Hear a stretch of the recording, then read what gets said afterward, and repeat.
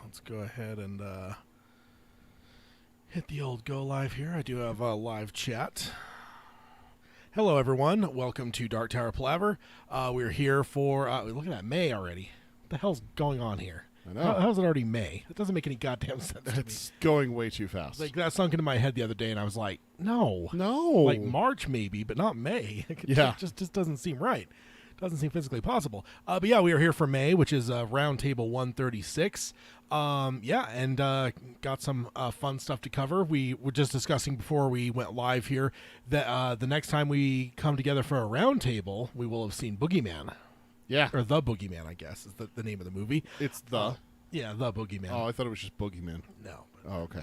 Rolls off the tongue better just that way, right? The Boogeyman. Kind of like The Facebook. Yeah. Had to have those Or, people tell Zuckerberg back in his college days to drop the and just make it Facebook. yeah. Yeah. I don't know. The Yeah. Twitter. Yeah, the Twitter indeed. But I guess that's how King titled it. So The Boogeyman. But next time we come together for a roundtable, we will have seen it, which will be awesome. I'm sure Hayden will enjoy it quite a lot. Is my guess. So we have some stuff to talk about this episode about said Boogeyman. But let's go ahead. Let me see. Make sure that we are recording. I mean, I figured I had started it, but let's go ahead and hit the intro and get started.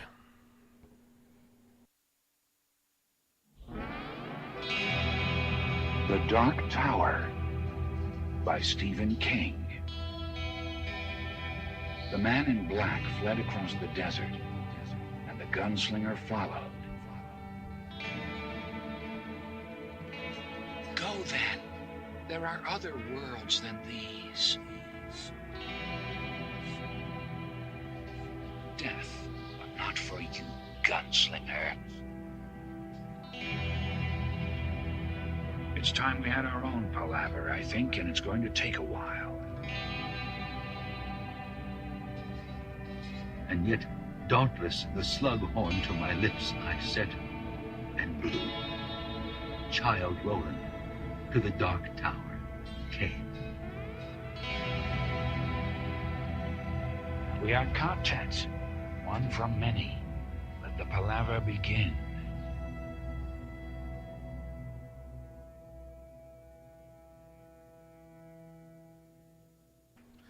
Hello and welcome to Dark Tower Palaver. This is our podcast covering Stephen King's magnum opus, the Dark Tower series, as well as the extended Stephen King universe, which is all contained within the tower anyway. It's just different levels. Yeah, it's all different levels of the tower, but we are covering all things King, but all through the paradigm of the Dark Tower, the magnum opus. My name is Tad, And I'm Peter. and we're here for Roundtable number 136. And yeah, as we're chugging along here, we mentioned on the YouTube side before we started the podcast.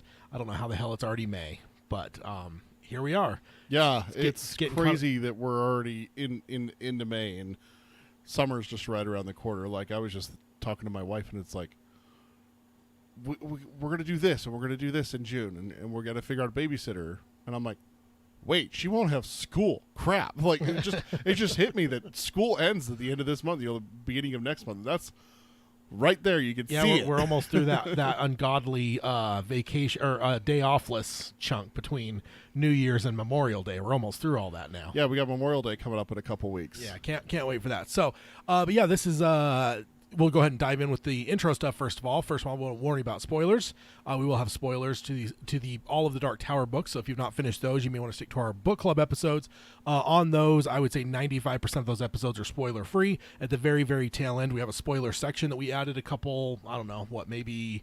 I don't even know how long ago now. Probably a year. A while. It doesn't feel like it's been that long, but it probably has been a year the way that things work around here. Yeah. But we did add a spoiler section at the very end, but you will be warned both audibly as well as on screen if you're watching. So if you've not finished the 7 primary books, those are the safest place for you, because going forward in this episode, you will likely be spoiled by something. It just tends to happen. So beware. And then if you want to find us, you can find us on Apple Podcasting. You can stream us on Spotify or Stitcher, as well as Amazon Music and Audible.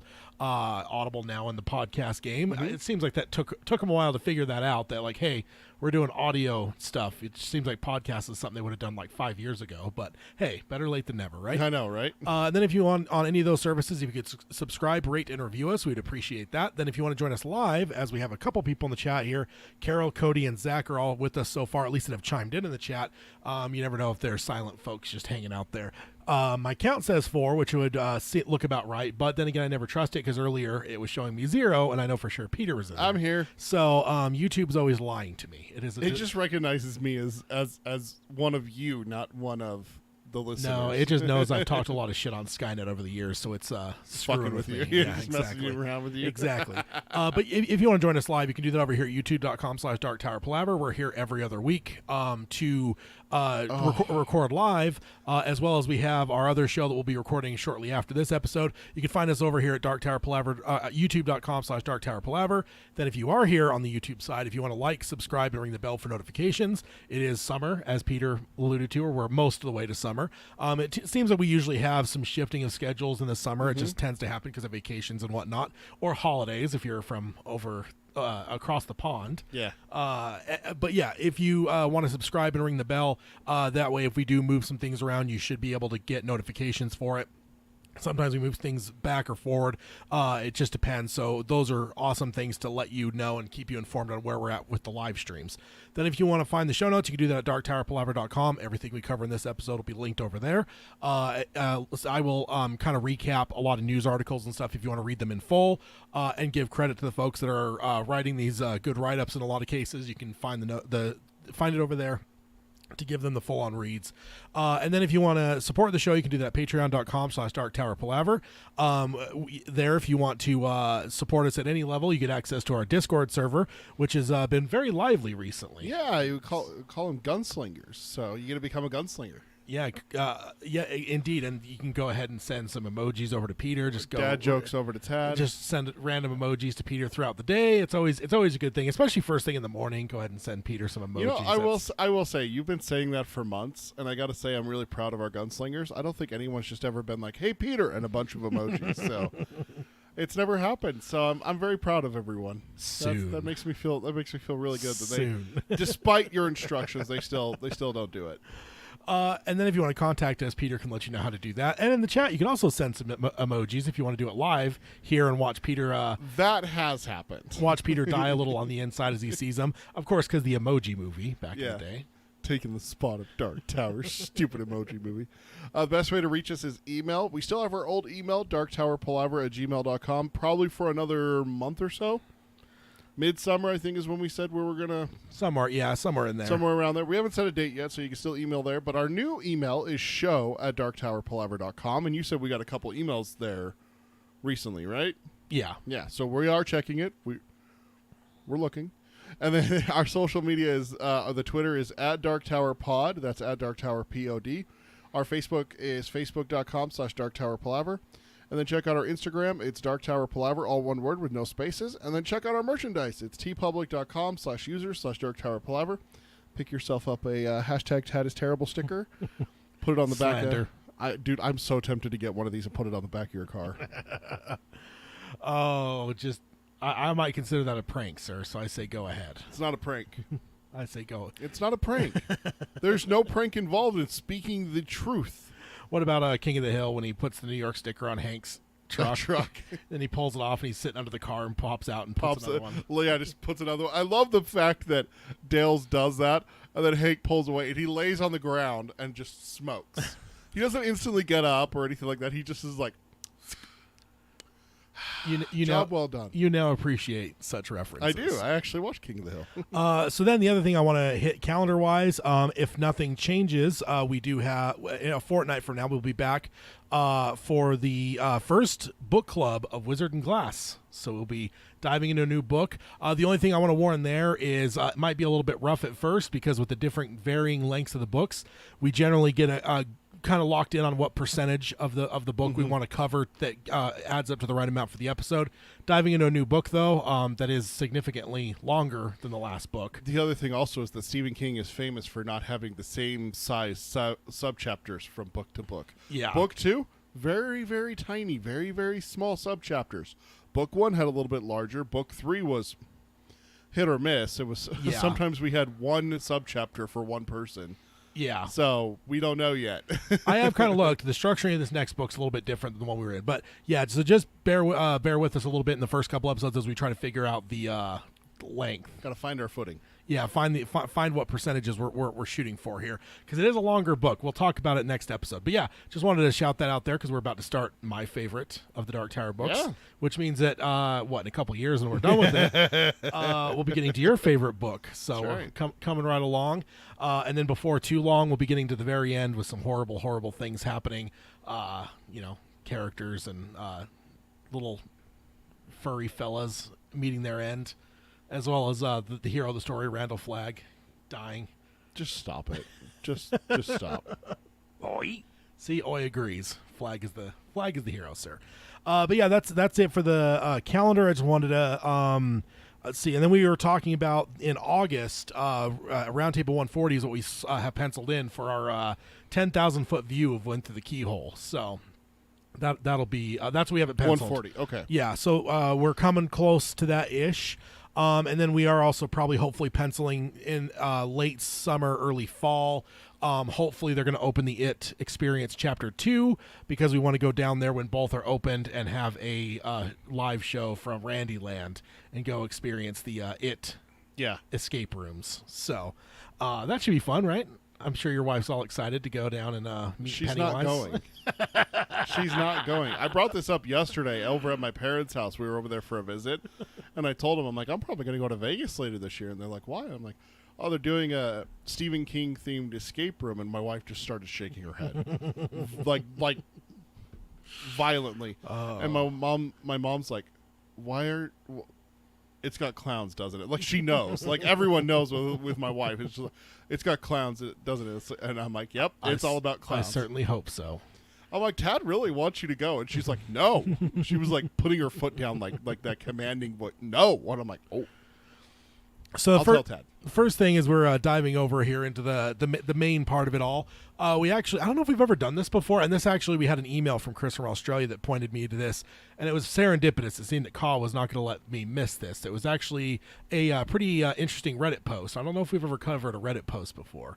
I know we've covered, like, listeners have sent in fan theories and stuff like that, but I don't know if we've ever necessarily grabbed ones from there. But Chris sent it over. I think you've mentioned like the Stephen King subreddit or the Dark Tower subreddit. Yeah. Like, I saw a post that said this, but never like actually grabbed one and used it. Yeah.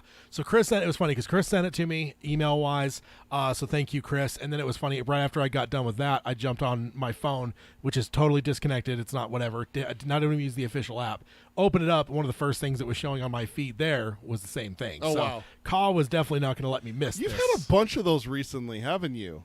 Yeah. There's. Where it's just like one thing happens and then you go to another place and then something very similar does, and you're just like, wait a minute. Yeah. Things are going 19 on me. Yeah. Skynet's becoming self-aware. But also, I have to take some. It's not that it's good, like, or anything crazy, but I am going to take a little bit of victory lap on the image for this one 'Kay. because I made it myself. Okay. So let's go ahead and click it over here. If it'll, hopefully, it's acting like it's not. Yes. Dude, Chrome is doing that weird thing again. Oh, yeah? Where it won't respond? Yeah, it's like it's not responding, and then I can't Oh, obviously geez. close it because we're live streaming right now. So Right through it. Oh, yeah. there we go. Okay, there we go. Control Alt Delete. That'll get things in You order. just got to threaten it a little bit. Yeah, fear will keep the local systems in line. Fear of this battle station. All right, so this one is titled "The Gunslinger and the Bookstore Owner," and there's my image on the screen. I am there. like 15 seconds behind on YouTube today for some reason. Oh, okay. All right, there. I mean, there we go. Yeah, now it changed on my side thing where I see it. Is it showing your side yet? There. Nope. There it is. There we go. Yeah, you put a little Reddit dude instead of a crow. The little Reddit bot. Yeah. So the snoo. Is that what it's called? Yeah. I don't like that. SNOO. Snoo. I don't like that. Why? He's an alien. Snoo sounds about right. I thought it was a robot, but okay. Yeah, he's got the little, alien antenna and Yeah, whatnot. Shardik has an antenna. It's a radar dish, Andy the robot has antenna. Like robots have antennas. Aliens do too. No, they have eyeballs. All right, so this is by Alpha Trion on the Dark Tower subreddit on April 20th, 2023. Okay. So I'm just going to take this one pretty much at full because it's pretty well thought out Okay. and pretty awesome, I think. So he's let's see, I didn't. There we go. He says, a thought hit me while thinking about Roland's obsession with the tower and the rose in the Keystone, New York. An interesting comparison can be made between Roland and Calvin Tower, which I know will make you real happy. I mean, they're both obsessed. Yeah. He says, to understand this, we need to make a few points first. So he starts off by saying the tower in Endworld and the rose in New York are parallels, or perhaps just different levels of the same dark tower that stretches through all worlds. This is talked about a lot between the members of the quartet and is what moves them to save the rose. Next point, Calvin Tower is the guardian of the rose. Again, this may be obvious, but it's a detail that could be easily glossed over while reading. Calvin Tower owns the lot that contains the rose, and his family has been tasked with keeping it safe. And then there's third point here. Roland is the guardian of the tower in Endworld. This is a bit more of a stretch. However, Roland is one of only two people who can gain access to the tower, the other being Mordred, and the tower is closely linked to him. Maybe it's more accurate to say that Roland is the guardian of the tower in all worlds, and the safeguard of the rose, which is a single aspect of the tower, which was subcontracted to Calvin Tower's family.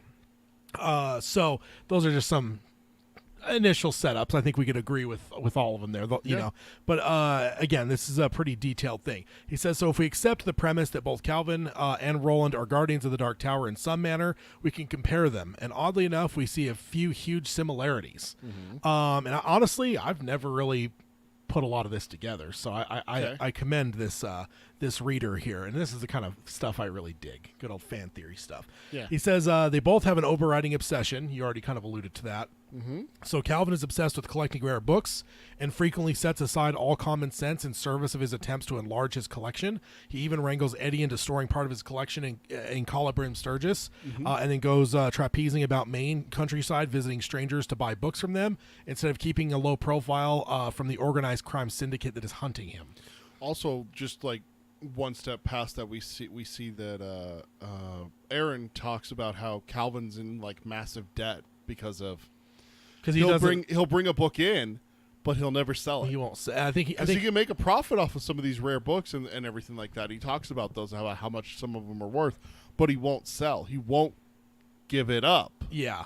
Sound familiar? Yes, indeed. I think he may even allude to that at some point. So then he goes on and says, Roland is obsessed with reaching and entering the tower and is willing to sacrifice anything and everything in his path if it serves his goal. So very similar there. They are both unlikable and nearly friendless.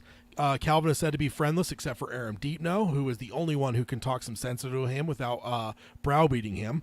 Roland has never had many friends, but has managed to surround himself with a small quartet consisting of Eddie, Susanna, Jake, and Oy, and Callahan. These are people he will listen to, but he always remains aloof from the rest of the world. So, one correction. Roland also had a first set of friends that he was also aloof from. Cuthbert, Alan, Jamie DeCurry, and all those guys as well. But he was always a little bit on the outside of that group as well. Yeah. He would listen to them. Well, I mean, we're going to get to Wizard and Glass. We're going to get to probably one of the greatest showdowns in the Dark Towers when Cuthbert and Roland square off. Yeah. And Cuthbert puts him down. He eventually does listen to reason and everything, but it had to take a punch in the face to get him to listen, though. Now here's a tangent question. Yeah.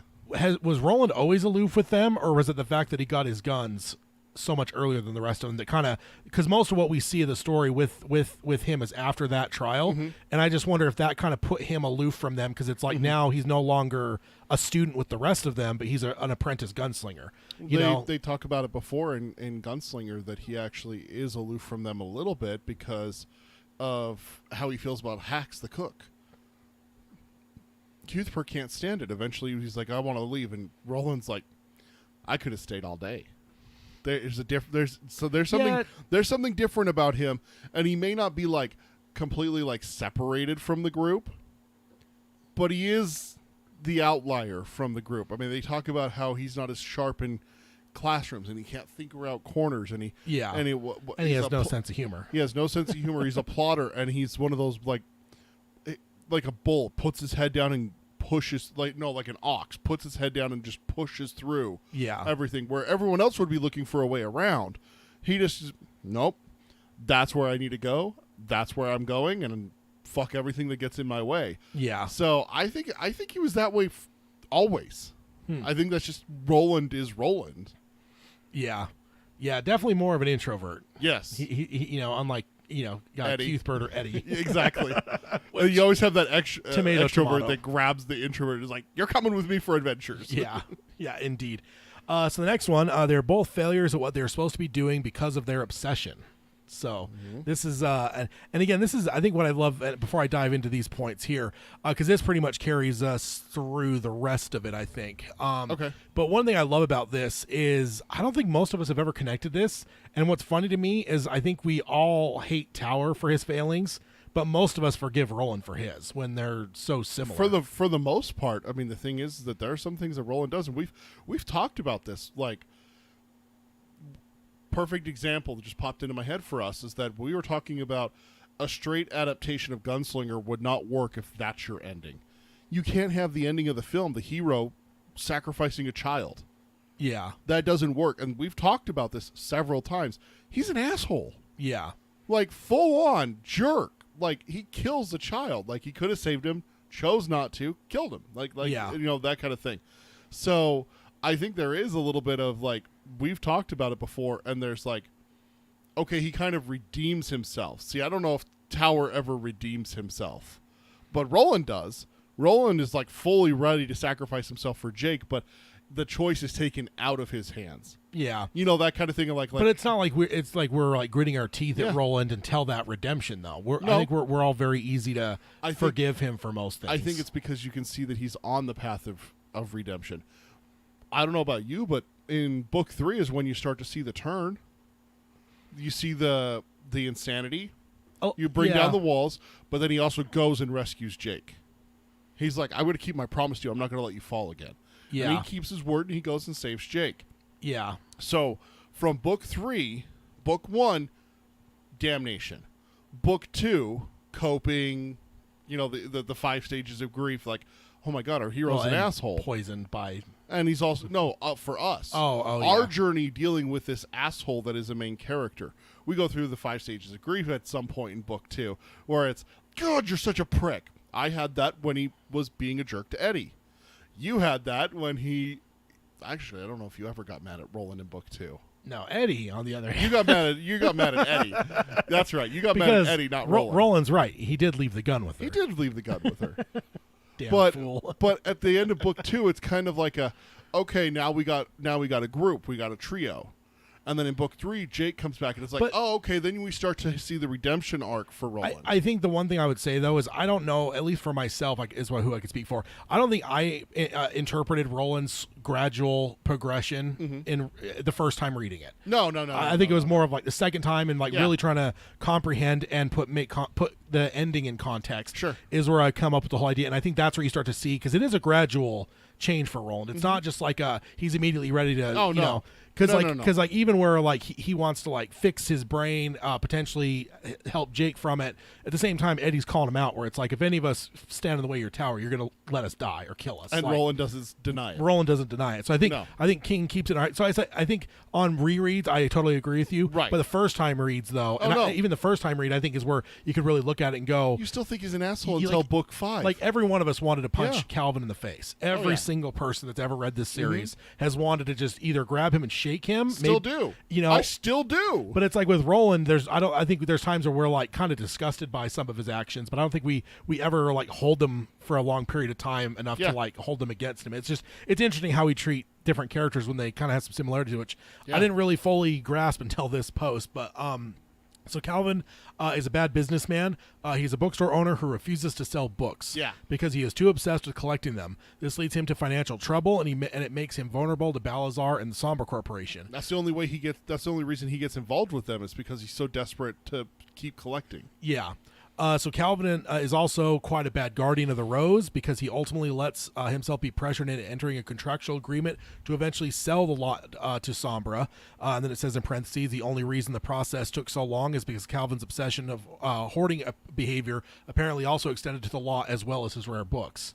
Because yeah, if there was like a complete break and it was only books, he would have sold that thing decades ago. He would have sold it, bought some first edition exactly that had a missing period in the title, and hoarded it into exactly. But his hoarding actually spread to the to include the lot itself. So now it goes on here and says Roland is actually surprisingly bad at being a champion of Gilead's ideals. He is supposed to be a paragon of peace and a protector of the weak, but instead he's a highly effective killer who leaves a slew of dead bodies in his wake while only paying lip service to the ideals of Gilead, convincing even himself that he is performing his duties as expected. Then it says in parentheses, and nobody is there to contradict him because nobody else has any firsthand memory of Gilead, so he can kind of redefine kind of, because if like Cuthbert survived the whole time and was there, he may have someone to challenge him like, dude, you're not doing what you're supposed to do here. And it says this is what it means to have forgotten the face of his father. He even left the Horn of Eld behind on the battlefield.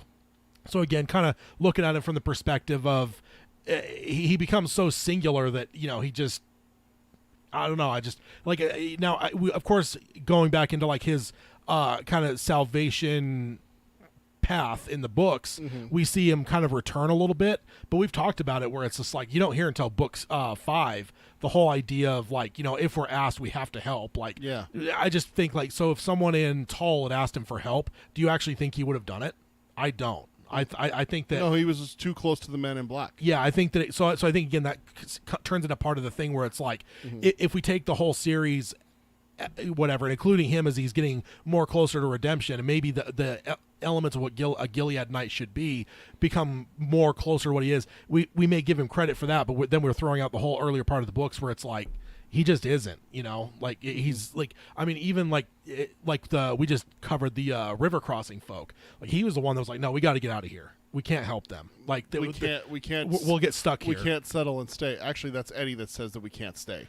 But Roland agrees with him. Roland says, no, we're going to move on today. We're not going to stay even one night. Well, I think Eddie kind of figures out kind of where Roland's mind is Eddie at. explains it to Jake. Yeah, exactly. But I think it's all Roland's mind where he's just like, no, we're not staying here. Like, we can't. We got to go. Like, I have one problem with this argument, this perspective of Roland, is that are we expecting him to hold to the ideals of Gilead when Gilead has fallen?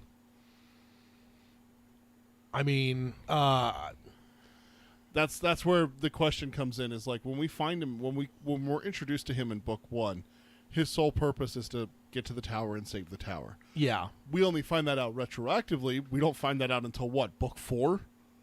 Like we just finished book 3. We still have no idea why he needs to get to the tower. We find out the why, but we hear like his goal is the tower in the first book. Yeah. But why? Yeah, that's what I'm saying. Yeah, like we know what his goal is already in book 1. It's to reach the tower. Flag says that in the Golgotha and everything like that. That's explained to us. But the why, we don't get that until book 4. At the very end, we find out that looking into the grapefruit, oh shit! If the tower isn't saved, all of existence on all level of the tower is wiped out. I mean, isn't that serving everything? It's also believing something that may not be something you should believe. Is the tower really in danger? I mean, we're about to cover it in the next couple years of book clubs. That's an interesting question that you bring up. Is that if the grapefruit can't be trusted, but does it show lies? It never lied to Rhea. It just shows the people at their worst. Yeah. So if it shows the worst to Roland, it shows the Dark Tower falling because that's the worst thing that could happen. But I think one thing I would say is I think that like kind of like he drops Jake, I think he drops his like Gilead knighthood for the sake of the tower. I don't think he has the Gilead knighthood in book 1. Exactly. I don't think he gets it back until he tells his story in book 4. No, that's what I'm saying. I think like kind of like it's almost a precursor. So he drops Jake later on, but early on at a certain point in his journey, he dropped the whole guilt. Like I don't give a fuck about all the shit I swore to. Because they lost. Yeah, but I think It's gone. I think there's still an element of like those are the things you are kind of Yeah, sworn but there's to, also right? there's also the same time there's characters like that where it's like, why are you holding to these ideals that are gone? Like that doesn't exist anymore. The world you're talking about is gone. Let it go. Move on. Cope. Exist. And Roland's kind of doing that. He has a quest and he's trying to do it. Yeah. If he's trying to do a quest but adhere to Gilead's code of conduct and the banner of the white and everything like that, he's not going to get very far. Then I think he should strip off some of his gunslinger elements. Then, like he shouldn't convey himself as a gunslinger if Like he's giving the those Horn of things Eld? up. Like the Horn of Eld? Oh, Isn't that kind of what he does? Is he leaves it because he's no Well, longer the I think the line I think of Eld. I think he leaves it because of indifference of the whole thing, and that's the same indifference that'll leave him just like this kid versus the Men in Black. Let him go. It's not type. indifference. It's a choice for him, and he absolutely makes the choice. It's not indifference. No indifference towards the life of this kid. He doesn't care. It's like He pauses. It's not it's not indifference. No, that's crossing the line there for me, in my opinion. Roland doesn't have indifference towards Jake. He struggles with the choice. He does. He does. Early parts of that book, he's holding the kid at arm's length. He's like, I'm Of not going course. to get attached to this kid because Of course. yeah, he doesn't care about the kid. It would be the exact same thing for you in a zombie apocalypse. You don't get close to people. You've already talked about how you would be in a zombie apocalypse. You would keep everyone at arm's length. You would have your strict set of rules exactly like Roland because that's how you survive. But I don't have anything that I've ever sworn to that holds me to a higher standard. I'm No. not like a knight or a what's another term? Was a knight. I mean, that's the thing is I don't know if those things change. I get what you're saying. Like storytelling wise, yes, there are some times that a character is put in a place where like you're holding to the old ideals and it's bad. But that's some people. There's also other people that hold to the ideals, like you could say Yoda or Obi-Wan, right, that hold to an old ideals of a fallen thing. Why do they still hold to that? Because it's still something. It's their choice. That's the thing is that, but Obi-Wan and Yoda are not bad for doing it. No, that's what I'm saying. Also, that's what I'm saying. That there's a difference because I think it really depends on the context of the story. Yeah. Some people hold to like old ideals, and it's like no. Like there's a reason those things are gone. And there's other ones where it's like no, they're sworn like the Jedi. They're sworn to uphold this thing, and even if that means it's going dormant until and be defenders of the peace. What did Yoda do to defend the peace for? I mean, that's my point. You're not going to get. That's my point. Is that if it's gone, what are you doing? What are you going to fight for? What are you doing? Obi-Wan talks about it in Obi-Wan. Then why pursue the tower then? If it's just because it's not a Gilead. It's about saving existence. Those are two very different things. Serving Gilead and being a knight of the Eld and a defender of the White versus saving everything, all existence across the multiverse and everything like that. That's two completely different things to swear to. He changes his allegiance in Book 4 from the White to the Dark Tower. He does. Yeah, I don't know. And that's why he's still with Gilead and he still fights with them and everything I would like say that. he still portrays himself as a gunslinger, and I think that's where maybe then if he's completely changed teams to just it's all about the tower, which he does, and I think you're giving him a lot of breaks in terms of that because I think it's more of an obsession than like because he doesn't ultimately know. Like he's got some suspicions, but it's like that's a reason we don't know up until where we're at in the book clubs. Like we're still like we don't know what the fuck's going on. And even Roland doesn't. He keeps asking questions where it's like, wait, what do you know about the tower? And Blaine talks about it and stuff. Yeah. It's just because he doesn't fully know. I think that it gets unveiled to him a bit more. I mean, yeah, he's got some images and stuff in his mind, but it's like again, I don't know if it could be trusted. It's kind of I think that also gets into the whole Tolkien thing where it's like Tolkien has that where it's like the wizards things can't be trusted. They're kind of like the Ring where they've got like a malice where they'll show you what they need to show you to get their way. And I think King kind of felt the same way, and I think that's why you only see them in the hands of generally bad people, except for we do find that Callahan's come across one, but it's not like this dude's like I've always had this and this is my no, it's like oh shit, I came across this, I'm gonna fucking hide it because it's evil and it's wrong and it's wicked or whatever, and that is the worst one. But and then he goes on here, says the final chapter of Book 7 even seems to suggest that the tower expects him to be a paragon of the Eld and refuses him access to the top room until he has perfected his embodiment of the noble knight cowboy he is expected to be, which means that he is also not a good guardian of the tower. And I think this is a little bit of a different twist than I would generally have. For me, it's always been a matter of like a redemption of his soul. But maybe those things are kind of closer connected. Like the redemption of his soul is not putting the tower over others around him, but flipping that and putting others over the tower. I guess that could really be restated as saying being that knight cowboy, type thing. So there's we talked about it very recently, where we're talking about the ending, and it's like everyone has different views on the ending. So he's taken it a little bit in a different way than I would, but it's close enough. But ultimately, yeah, if that's what he views it as, the tower's judgment of him is that you kind of have been a shitty person, so now you're starting back over, and we'll keep going until you get this right type thing. Which, I don't know, we always talked about that being a damnation, but also isn't that somewhat of a mercy too? Because it could just kill him. Like there is a mercy of the element. He's getting do-overs, kind of the Mario thing, right? You die, oh shit, well you get a new life and you start back. Yeah. Like I don't know. I don't think we've ever talked enough about the mercy of the tower, that it's allowing him to try again at, well, maybe the tower, maybe something higher. Yeah. See, that's the question: is it the tower, or is it the white Gan or something whatever higher. or whatever that's higher, that's controlling the soul situation? That's the thing that and sucks. using Roland as a pawn. That's the other thing that sucks is we'll never be able to know that, because that's all kind of a little bit outside of the story. Because it could be the tower itself is some sort of like sentient thing, or it could be Gan, or it could, who knows? Like it could be any number of things. Because even like the horn, like we've talked about it a number of times, like there's a very linear line until that one moment, and that's the moment that the loop takes place in the desert. So it's kind of like one of those bubble wands where you've got the long line and then the circle at the end. So he doesn't repeat. He doesn't go back to like being a baby. Like no. He just goes back to that moment in the desert. So it's like the horn. Ultimately, there's got to be some kind of trade, because that horn wasn't in his loop. So someone's interfered there to like grant him that horn. So it's an interesting. I think it's Gan though. I don't think it's the tower. I don't think the tower. The tower, even though it's like the center of all things, I think there's always an element that the tower is not inherently good. I think there's an element. I don't know. I just think there's always an element of the tower. I don't know. I like, not that it's like the polar opposite of like it's not the Crimson King, but I don't think it's like in the same like. Well, if it was along that, why wouldn't it let the Crimson King in? If it's not good, why wouldn't it accept the bad? And I don't even say it's like full on bad. I just don't think it's like whereas like Gan is like probably the ultimate good, right? Crimson King's the ultimate evil. I just think the tower is somewhere on the scale there. I just don't think it's as like, I don't know. I just the way it's talked about and stuff by a lot of people. Chaotic good. One of those things where it's good, but it's also got a little bit of chaos in it, kind of thing. Yeah, it's a little spicy. A little spicy. Why is it spicy? Let's see. Then he goes on and says, therefore Calvin Tower is like a mirror image held up to Roland, and nobody sees it.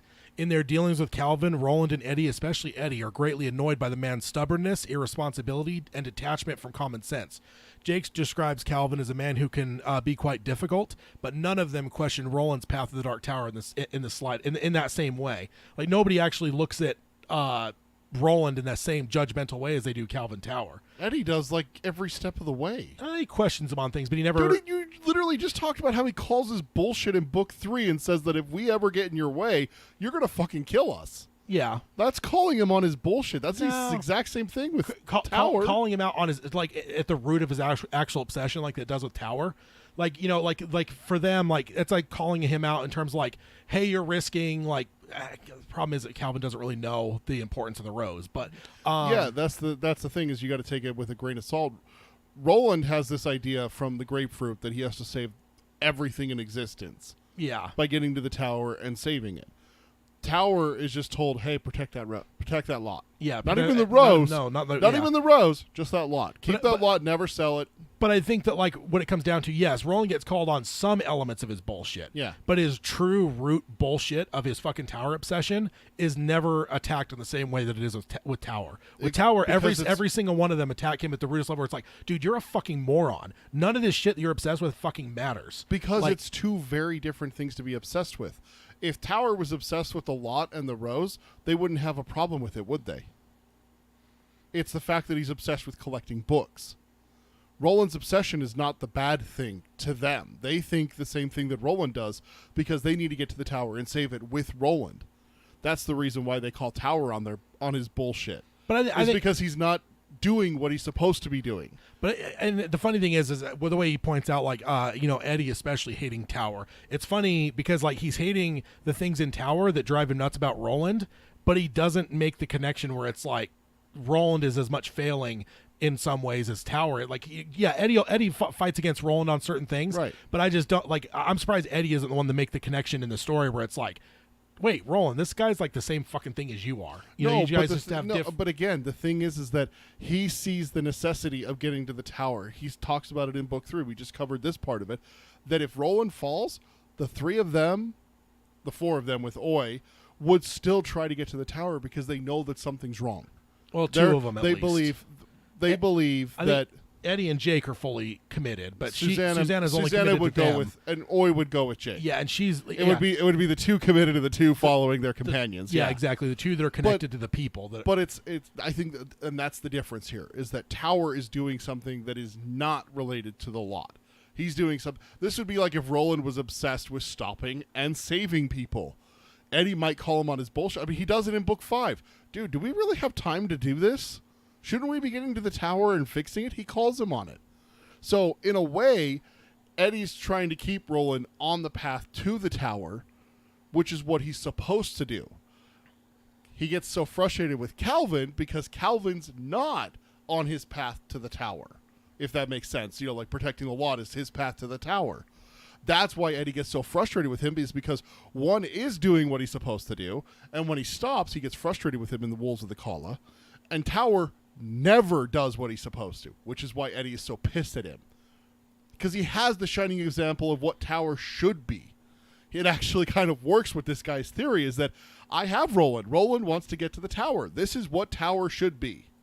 This is what Calvin Tower should be. Yeah, but at the same time, Tower's a piece of shit not doing it. Like we just mentioned, though, his obsession and hoarding nature is the only reason the rose is still standing. So yes, it's true. But how much better off would that lot be if Calvin Tower had used all of that money used for hoarding and collecting books to protecting that lot? I mean, I don't think he needs to, for him, protecting it is owning it, right? Right. So solidify it into a trust or whatever he has to do to make sure that that's going to be safe for the next 150 years. And then the next person has to do that and add on 150 years and so on and so forth. But he's not doing that. And that's why Eddie's so frustrated with him, is because he has an example of Roland who he thinks is doing the right thing. The debate about us deciding if Roland's doing the right thing or not, throw that out the window. Eddie thinks that Roland's doing the right thing. I guess what I'm saying, though, is that because there is such a similarity between the two, I'm surprised Eddie wasn't the one to catch it, because Eddie was always rubbed wrong by the elements of Roland, and he's seeing the same things in Tower. I'm just surprised he wasn't one to make the connection, go, dude, you two are the same. Like, what drives me crazy about, what has been driving me crazy about Roland since that fucking beach is exactly what's driving me crazy with this motherfucker in this goddamn bookstore. I'm just surprised that he didn't connect it, because he very well could have too, and that would have been an interesting passage if Eddie just storms out of the meeting with Tower after berating him and everything like that, and Roland's like, "Are you okay?" And he's like, "God damn, he reminds me of you," or something like that. Yeah. But I think the other thing too is I think that where Roland's blocked for us as well as the characters is none of us are as fully aware of what his real responsibilities are. Not until rereads. And everything that we know about it is only what he tells us. Again, if you could just take Cuthbert's mind and meld it into Eddie's to where he now has the full understanding of what a Knight of Gilead should look like, I think Eddie's whole demeanor may change towards Roland, because it's like, dude, you're failing here. Because Eddie and Jake both fall into Roland's same Tower obsession, so it is kind of hard to disseminate them from him, because they are as obsessed as he is. Well, because they think that they understand, and I'm not going to say that again. I understand your concerns about how is this the right thing to do? Does the tower really actually need to be saved? Is that his curse and everything like that? But according to Eddie, Jake, and Roland, the tower's going to fall, and all of existence is going to be cast into the darkness and destroyed if they don't save the tower. It's up to them and everything like that. So they see it as righteous. I don't know if Eddie would act this way. I could see it going both ways. I could see Eddie going, "Fuck old customs. We got to do what's necessary, man." I could see it. I might see Jake, on the other hand, being like, "Roland, if that's what you're supposed to be, Here's my objection, though, is when it's come to the spot where people's lives are going to be lost, Eddie is the most boisterous about it. Mm-hmm. We just saw it in Lud. We've seen a number of times where, like, every time, like, you kind of have to be that cold and different, whatever. Eddie's always the one that's objecting, where he's like, absolutely fucking not. Like, him and Susanna both. I don't want this shit on me. We've talked about that. He wears his heart on his sleeve, and he is absolutely not at all comfortable with the idea that this random person's going to die because we're too focused. Need to get yeah. there. So, I think that's the other reason why I'm like, it's surprising to me that Eddie doesn't maybe question Roland a little bit more. It's just like, again, he wasn't there obviously for Tull and some of the early Roland stuff, but I don't know. And then he goes on here and says, however, says Calvin Tower is not the only guardian of the Rose. Roland set the events in motion to appoint a new guardian to replace Calvin, the Tech Corporation. Mm-hmm. By all accounts, the Tech Corporation are far better, more effective, and stronger protectors of the lot than Calvin Tower ever could have been. They possess the foresight, courage, coordination, morality to make the right decisions. And he says, consider, then he gives a couple points here. They are, I guess I don't know if it's a he or she. They actively oppose the servants of the Crimson King and are equal opponents. They have the foresight to plan ahead and have survived the passing of their founding members, which is a critical thing, I think, because it's one thing to bring a whole team together, but to see it hold into a next generation, that's a lot. I mean, think how many times have you seen like a family-run business that goes to hell once the kids take over? A Training Table, the restaurant here in Utah, we were fans of it. Happened 100 times. Yeah, all over the place. Yeah. We're currently in the MCU right now. The Avengers are gone, and we're building a new team. Yeah. And we're seeing what's going to happen with that, and it's been messy. And they built the Tech Corporation good enough to where, as those founding members died, they're still holding strong to the battle. Yeah, because even the one surviving one, Moses, is still not active anymore, is what they said. His daughter runs it. Mm-hmm. So they've lost all three. Is it daughter or granddaughter? Granddaughter, sorry, you're correct. Yeah. The granddaughter's running it, and he's retired. Well, great-granddaughter, isn't it? Could be. He's... Oh, no, yeah, that's not her. He's fairly old. I was just thinking that it was Moses was Susanna's dad for some reason, but it's like a friend of the family, right? Like the attorney. Connected to her or something. Yeah, like her dad's attorney or something like that. But he's like not active. It's like her anymore. godfather, isn't it? Yes, that's what it is. Yeah. Godfather. But he's like her dad's attorney and good friend. That's why he became godfather. It's his granddaughter is running things. Yeah. With other people, so... And then the last point under this little subheading, they have tasked themselves with protecting the beams for the sake of the universe and not for the sake of the Rose. So for them, it's the greater good. Because that's the thing I think with Roland. He can give all this bullshit about the universe is at stake. Dude, it's an obsession about the tower for him. Mm-hmm. He has this obsession. It is about the tower. He wants to get in there. He wants to get to the top. For what? Just to me, that's the core of his obsession. It's not like I've got to save the universe. No, it's like I got to get to the tower. Like right. I just think it's an excuse for him to have an end to his means. Kind of thing. Yeah. Like he could dress it up where like if somebody was to challenge him, like Eddie, for instance, I think he could then say, "Well, the universe is at stake." But it's like at the true heart of Roland, and I think we as readers that have read everything, I think we can look through the heart of Roland to understand like he's got it's his heroine, right? Yeah. And like it's the tower, is it not the right? It's not this like idealistic like I've got to save the universe. Like there is, and it may be an element of that there, but that's what he tells people and stuff like that. Yeah, I think I understand it a little bit better now because I just had an idea pop into my head, a perfect analogy. It's one of those ones where you see like the start of Captain America. The Nazis invade Finland or Norway or whatever Scandinavian country it is, and it's like, oh, we're taking the country because we're protecting our self-interest, but really they're there for a reason. Yeah, that's kind of what you're talking about with Roland, is that yes, I need to save the tower. Oh my god, I want to get to the top of it so bad, but I'm here to save the tower because of all existence. But really, I want to get to the top of it. Because the other thing is like, to be honest, do we really think that Roland in his true heart of hearts believes that whatever he finds at the tower, he is going to be capable of saving it? That's the other part of it. Like, he's a man, he's a gunslinger, yes, but it's like we're talking about cosmic events here. Like, does he truly believe that, like, or is it just a matter of like, I just want to see the tower, enter the tower, mount the tower? Like, it just. Do you think maybe it's a little bit of a blue ball situation for Roland? He's in the grapefruit. He sees the tower. He starts to ascend the tower, and then it cuts him off, and he's like, well, I gotta know. Gotta know more. Do you think that's what it is? Oh, I mean, I think that's... Would you be disappointed if you found out later on that King actually intended it to be that Roland's trying to get to the top of the tower to undo Susan Delgado's death? Would that cheapen it for you to know? Wouldn't that make the obsession like that much more clear? Or that he feels that because of Susan's death that he's owed something. You know, yeah, you owe me. I gave up her. I gave up her. I've given up all this. Yeah. You know, so he's coming to collect a debt, and the Dark Tower just swats him aside. Yeah. Oh, damn, that's dark. Because I don't know. Yeah, we're gonna get into it. Obviously, with book 4. Yeah, with the book club. Well, so we'll get to that part of it probably in like a year and a half, 2 years, maybe 3 years. I don't have it in front of me, but I was looking to the page counts. There's a considerable page count jump to this next book. Ooh. So, because I was like, I was just thinking in my head, like holding the books, like they're not that far different. But then I looked up like just on like Wikipedia, and I was like, oh god. Like, no. The only thing I do remember is book 4 is over 250,000 pages. Good lord. Or words. Words. Words. I was like, wait a minute. Because page count's so deceptive to me. Because you can have bigger pages, like just that can all be changed, but it's word count. And, and it's like it's over 250,000 words. So it's like versus I want to say I can't remember, but it's a jump. So we're talking about a hell of a lot more words in this next book. So I really don't know how long it's going to take us, dude.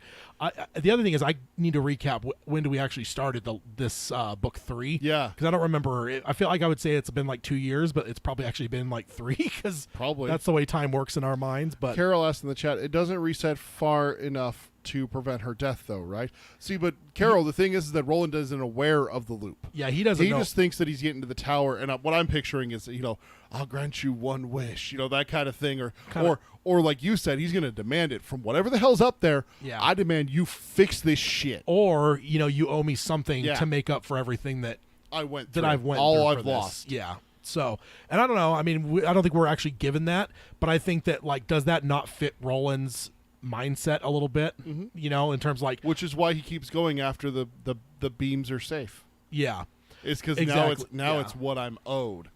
But as much as we understand it all now, can you imagine if he actually walked through that door of Susanna and then we as readers never saw the Dark Tower? Oh, can you imagine? Because we're as obsessed as Roland is of the tower, because I've thought that same thing. Like, I didn't realize it till multi rereads later, where it's like, wait a minute, I'm judging Roland for being tower obsessed, but then I'm like, am I not just as obsessed? King calls us out in the epilogue for it. He does, yeah. He's like, if you want the happy ending and everything like that, stop here, pretend that he goes back and goes through the door and he has a cup of hot cocoa tonight with his boys and Susanna and their little dog named Oi, coincidentally. I didn't hesitate a second to move into the next page. Exactly. So we're no better than. I mean, I'm better because I didn't read it. My first time. You forced me to. I would say choice made due to ignorance doesn't count. Being ignorant of the law doesn't make you innocent. Yeah, ignorant of the fact that the epilogue wasn't just King going, well, I'm done with this series, and here's some notes about how whatever. Because I actually only learned that about you recently, that you're not one to read the forwards and afterwards a whole lot. So that's why you didn't get into the epilogue. No. You're just like, whatever. But usually it's the author. I want to thank everyone in my dog and their dogs and their cats and their goldfish. And I'm just like, that's nice. The story's over. I don't want to. Yeah. Cody says Roland wants payback for all the names he says before he enters, and then he's got even that the thinking face. Yeah, no, good call. Because think about it, you will open to me after he names all those names, all of them. So again, I think there's an element of you owe me. You owe me, bitch. Yeah, you owe me, motherfucker. Yeah. So then it goes on and says the Tech Corporation fights the good fight and for the right reasons too. Note especially how Nancy Deepnote disapproves of Roland's indifference to the continued existence of the beams and of the universe, as long as he has enough time to get to his tower. So again, there's the actual proof that Roland is he doesn't not care. about saving as long the as the universe. lasts long enough for me to get to the tower. That's all I care about. And she's kind of, I remember that she kind of gives him the stink eye a little bit, where it's like, what the fuck, really? Yeah. Wow, jerk. Yeah. So in creating the Tech Corporation, Roland has created a better guardian of part of the Dark Tower than he himself is. Then he goes on and says, or he or she goes on and says, because it is not the Dark Tower that needs guardians or protectors, it is the worlds and those who live in them whose very existence is held up by the tower's presence. The Tech Corporation has its priorities straight, and the same cannot be said for Roland. It says, and then he goes on and says, therefore, Marion Carver, Nancy Deepno, and all the people working for them are like an example for what Roland needs to become, and he doesn't see it. Note that the appearance of the Tech Corporation's headquarters at 2 Hammersholt Plaza. It's a skyscraper, a glass tower with a small garden with a single rose in the entrance hall. It also has a plaque calling out the names of those who fell along the way. The executive offices are on the 99th floor, and Roland is taken there by Nancy Deepno. And then in parentheses, I am very tempted to believe this might be the top floor as well. And I've never thought about that. I've always assumed it was the top floor. You? No, it's not. Yeah. They say it, don't they? I don't know if it's ever called out. I thought they said that it went to like the 97th or 99th floor or something like that. I don't remember. They're on the 99th floor, but Yeah. I always assumed that was the top floor. I don't know. Maybe. I really thought they said that. Cause fitting, they went to the 99th instead of the top. Yeah, and it says, or is it just that we just assume there's 100 floors and not 99? Because we assume that the architect isn't a monster that would end on 99. I mean, if they're tower related. Then again, if you made something, you would be a monster because you just have like 18 different 13. Level 13A, level 13A, 13B. 13B, yeah. You would have all of them be 13. You got to make up for all those stupid buildings that skip the 13th. You could call it the 13 Hotel. Every room is 13. Yeah.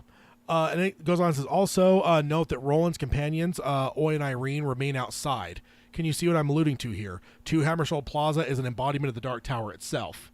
Leaves his companions outside. He's the only goes one in. that can go in. Yeah, exactly. And then it says, and Roland rejects its message in favor of his own stubborn obsession.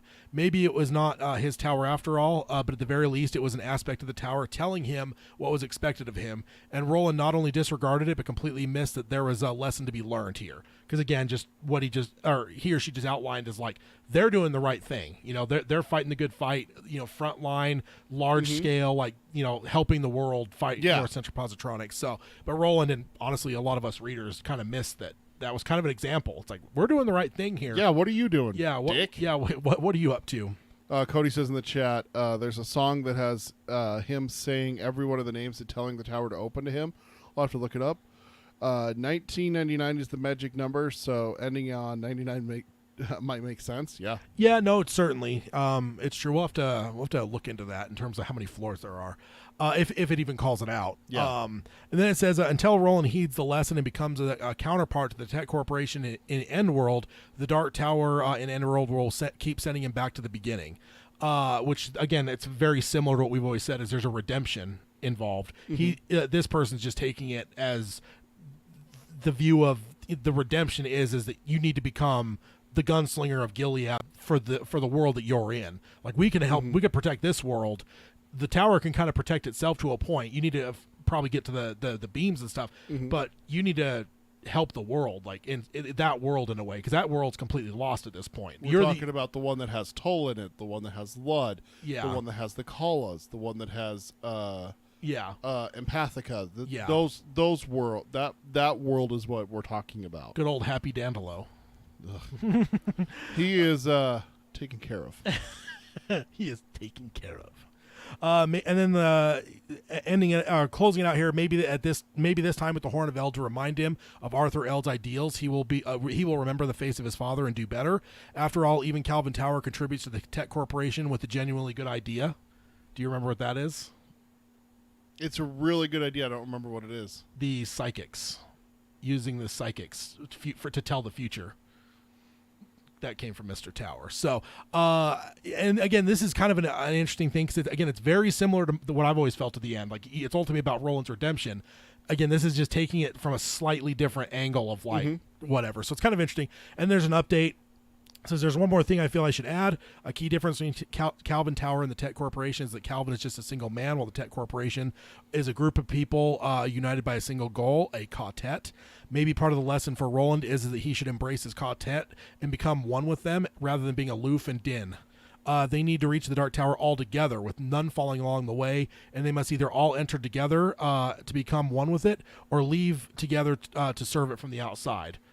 Which that gets very much into what we've always thought is, like, you need to value your quartet over the tower. You need to value Susan. You need to value Cuthbert, Alan, Eddie, Susanna, Jake. These people are the people you need to value over that fucking tower. And like I said, I've always had even the first time reading, I just knew I'm like, Roland will be alone when he enters. There's just no way that he's going to get these people are all going to die. I always had that thought in my mind. But what he's saying is or this whoever they are saying in this post, it could be that maybe he needs to ensure that they all survive and they're all there together at the end. All the way back to Cuthbert? No, the modern Kotet gets with it, but ultimately ultimately the lesson goes back all the way to the beginning, where it's like you need to value these people over at the tower, because ultimately, because Roland didn't sacrifice Cuthbert for the tower. No, he died at Jericho Hill. Yeah, so the first person he sacrifices for the tower is Jake. As far as we know, there may be more in between Jericho Hill and the passage under the mountains and everything. And he says that he's killed a lot to get there. It's not just Tull. Yeah, Tull's just the period on the end of tip that of the sentence. iceberg. Well, it's the ending of Roland's slaughter across Midworld is basically how it sounds. Oh yeah, certainly. Hi, Alan. Welcome. Spencer also joined us as well. Oh, I missed that one earlier. Yeah, it was a little bit earlier. But I'm too busy reading through all this. You got I'm some interesting stuff to read. I wonder what it would be like if they were all there with Roland. I picture okay, we're here. We're good. Don't go in. Yeah, don't go in. You can't go in there. I bet you every single one of them would be like, you can't go in there. Yeah. Like, there's something bad in there. You can't go in there. Jake's touch, as well as Susanna's. I mean, what if she has one of those insights to the past where it's like, no, she sees the Crimson King go in and get trapped, and traps it, and she's like, you can't go in there. Yeah. And then Eddie's just like, dude, I got a bad feeling about this. Yeah, which is a great thing to say. You never say that in a movie. You always got to say that.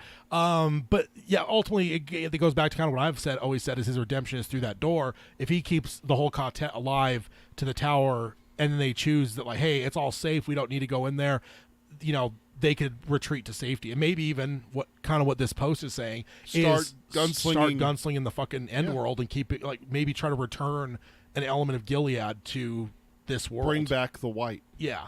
So maybe that's what Roland's real mission is supposed to be, is to bring back the white. Yeah. And that's when in a fallen world. And that's when he has the most power, is when he is acting more of the white. They slaughter the wolves. They absolutely decimate them. They have a couple casualties. One of them is a freak accident. The other one is take out the freak accident, because Benny Slightman Jr.'s death is literally one of those, like, everything had to align perfectly. The kids had to be back late. They should have been down in the field, but they had to carry that kid who broke his leg and ankle and everything like that. And then is it Overhoser's wife that gets her head cut off? Her head comes off and lands in his lap, which causes him to scramble up the bank. Easy target. Blasted. Yeah. Really kind of like a freak circumstance. So really, when you look at it, you have one true casualty of the battle and then one freak accident kind of thing. Yeah. Otherwise, everyone else is unscathed. We don't even have like no one gets maimed even. Like there's no red shirts. There's no red shirts. There's no Eddie's not having a burn on his arm or one of the sisters of Ariza have an arm cut off, or there is nothing. So it kind of goes to your point that he's not serving the white, but when he fights the wolves, he is. And when he fights the wolves, all of a sudden, everything comes up Roland. Yeah. Yeah, indeed. That's an interesting thought. Is like, go back through the series and look at when Roland serves the white, when he does what a knight would do in this situation, not slaughter an entire fucking town. Yeah. But when he serves the white and everything like that, and see how many good things happen to him. Yeah. It's interesting. Like I said, I don't think we've ever pulled anything off Reddit before. I think we've maybe mentioned some things here and there, but this one was so good. And like I said, Chris from Australia setting it in as well. And I was just like, yeah, we gotta go through and cover this, because I think that's a good one. And again, it's great. I don't think I've ever. I mean, maybe small aspects, maybe in my mind, in the back of my mind, but never have I like completely put all this together. Yeah. Where it's just like, yeah, man, Tower and Roland, they're two peas in a pod in a lot of ways. As much as we hate that too, because it's just like, because again, Calvin Tower is one you just want to shake and or punch or both. Throat punch. Yeah, throat punch. That's a good one. Yeah. All right, so that is it for that. We'll go ahead and jump on over to the rest of the news. Sorry for so many tangents on that. No, one. I expected that actually. Oh, okay. I expected that to be a long one. I wasn't sure how long, but I figured it would be a long one. Let's go ahead and dive into the next one here. We actually have some Welcome to Derry, some more castings. So it prequel series, for HBO Max adds Madeline Stowe and Stephen Ryder. This is from Brianne Bell from Variety on August 14th, 2023. So Madeline Stowe. Wait, what? What? August? April. Oh, I was like, wait, what? Yeah, no. Wrong a month. Okay. Yeah, I'm losing my mind. Whew. So Madeline Stowe has been added to Welcome to Derry cast. Stuff she has done. She's been around since I think the late 70s, so she's been around. But a couple that I pulled off from her IMDb: Last of the Mohicans, 12 Monkeys, We Were Soldiers, Revenge, and Soundtrack. More recently, Revenge and Soundtrack. So she's been added, as well as Stephen. I guess it's Ryder. I think Ritter would be 2 D's, right? Yeah, that'd be Depends. I think because what's the dude from It in the original It is Ritter. I'm blanking on his first name now. Dennis? No. I'll look it up. But yeah, I think cameras. Oh yeah, look at that. We a little big. There we go. See, the problem was that last one I didn't catch it because the thing was a little bit more narrow, so we weren't overlapping anything. Blake Ritter, Stephen Ritter. Yeah. Either way, that's 2 D's, right, for them? Both of those are 2Ds. Yeah, so Ryder. Well, I put it in as 2Ds, so. Yeah, so Stephen Ryder has also joined the cast. Some stuff he has done: Shameless, Elementary, Luke Cage, and Daredevil. So a couple things there that we are familiar with. Stephen Ritter is 1D. Oh, no, that's right. Cody's right. It's Ritter. It's John Ritter. Ritter. Yeah. Ritter. Yeah. So I'm great. Yeah. I still think 1D would be Ryder, though, is kind of how I would read that. So then they go on to recap the previous folks that have been cast. We've already covered that, so I won't get into that. They also say that the roles and plot are still being kept under wraps, but says one thing they were able to confirm is that Stowe will play a reoccurring guest role, while Ryder is a series regular. Oh. So I don't know how they confirmed that, but they got that confirmed. One other thing I would mention, as this is moving forward in production, the Writers Guild is now on strike. Right. So I don't know what that means. Yeah, we don't know what the status of this is. One thing I know, for example, in the realm of television, is the boss of bosses, generally speaking, is the showrunner. They're the one that drives the whole thing. Mm-hmm. Most showrunners are graduated writers that graduate to showrunners. So there's a lot of showrunners that are on the picket line right now. So a lot of shows are kind of dead in the water. This all happened before the strike. So I don't know. I have no idea what this means. And are they able to move what they've already purchased and move forward with a show? Do you know how that works? Yeah, if they have finalized scripts. The problem, though, is almost everything television and movie-wise, a writer's on set because they need a rewrite. They need rewrites or whatever. So we don't like how this scene's flowing out. Can you rewrite the dialogue? The writer takes that night and rewrites it the next morning. They have a new script. Yeah, so it's kind of tough to say, especially in television, though, with a lot of the showrunners being people that are WGA. Yes. They are likely on strike. WGA means the Writers Guild, of America, right? Yes. Okay. So we got one more Welcome to Derry thing, although I will say again, this is pre-strike. This is all pre-strike, so who knows what the actual truth is now. But Welcome to Derry's release window is revealed for Max original series. That's the other thing, is HBO Max is idiotically changing their name to just Max. Oh, come on. It's not that bad. It's fucking moronic. They're taking out one of the best name brand things in entertainment that's ever existed, and they're taking that off of their streaming service. So there's no way that's anything but dumb. Is there a reason why they're doing it? Is it because they want to separate from HBO? Or? No, it's all the same stuff is still there. The only thing that's happening is because they merged with Discovery, is that there's a Discovery streaming app that's getting rolled into it. So there's going to be more content on there, but it's like, why? I don't know. Why Anyways, the fuck Tad's just mad. So this is by Shane Romanchik from Collider on April 12th, 2023. So this article states a pretty solid truth to start. This is one of the most popular franchises that has gotten the revival in the last decade, which is It. There's been a lot of revivals in the last decade. So to say that it's one of the most popular and one of the most successful, like, that is kind of shocking at first. But when you really think it through, it's like, yeah, I mean, it kind of is. I mean, Halloween, there's a lot of good stuff, even in the horror realm. But yeah, especially in the horror realm. Yeah, exactly. I mean, we got a sequel to The Exorcist coming out here soon. Oh, I can't wait. I'm so excited for that. Yeah, I can't wait for that. And it says that is not even a given because a few franchises have been giving good revival last decade. But yeah, it's been huge. Then it goes on to say that that it is confirmed by HBO Max folks that the series is slated to debut in 2024. So no hardcore date, but again, pre-strike. They were saying that it is confirmed that will be released next year. I wonder if they anticipated the strike at all. They could have, Yeah, I do also know that they've been like trying to yell at like showrunners and saying like, "Hey, you still need to do your non-writing jobs like showrunning." Yeah. And they're just like, "Nah." And yeah, there's also some stuff bubbling that the actors and directors guilds might solidarity strike pretty soon to help out the writer. And they're all fighting the same battle.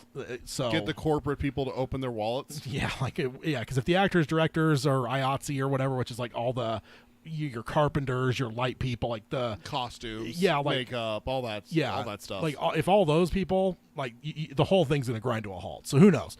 Now So then I basically put down on my notes the same thing. With the writer strike, who knows if this is still a thing or not?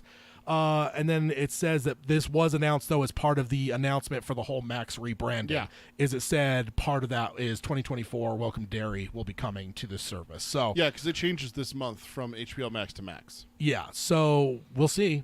I'm assuming they try to get as much writing done as possible. The fact that they're casting is a good indication that they're probably got a chunk of writing done, but I don't know. It's really hard to say. We don't know what's going on. Yeah. So.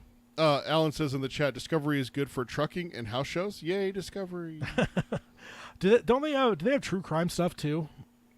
Discovery? I don't think so. It's like animal shows. Yeah, I thought I've heard a few people talk about having the Discovery streaming service, and I thought they were doing it for like true crime stuff, but I have no idea. So I've always just assumed that. So next up, we've got an interesting one, and it is titled "The Case of the Missing Salem's Lot Movie."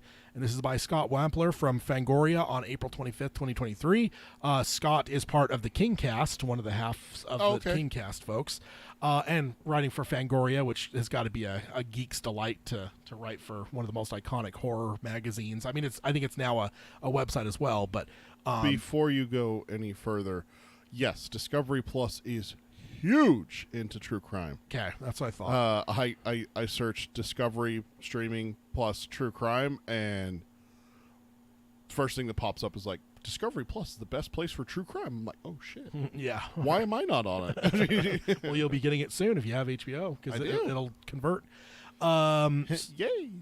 So starting off here, Scott starts by talking about how last year, so CinemaCon just happened about the time that he wrote this, the end of April, and he starts talking at the very beginning here about how last year's CinemaCon, Warner Brothers showed the first trailer for Gary Dauberman's Salem's Lot.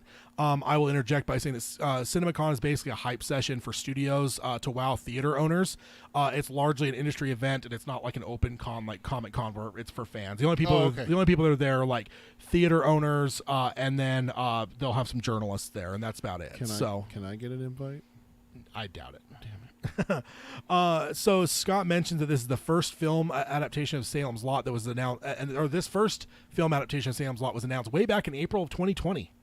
So just consider that's about the time that we all realized what was going wrong with COVID and that shit was getting shut down. So that's about the time that this was filmed. Just to put that in context to your head, because we all know what the timelines feel like. That was a long fucking time ago. I didn't realize it was that long ago that they announced this. Alan, don't be sorry for tangents. Never apologize for tangents on this show. That is what this show is. I'm missing that. Also, he did call out 3 his company. That's John Ritter, the John Ritter Show. Oh, okay. Yeah, and then John Ritter is also, of course, one of the adults in It. I think he's talking about Discovery. He says it feels like it went the way of MTV. LOL. Yeah, although MTV reality shows. MTV. What trips me out now is that they're the ones producing like Yellowstone and all those. Yeah.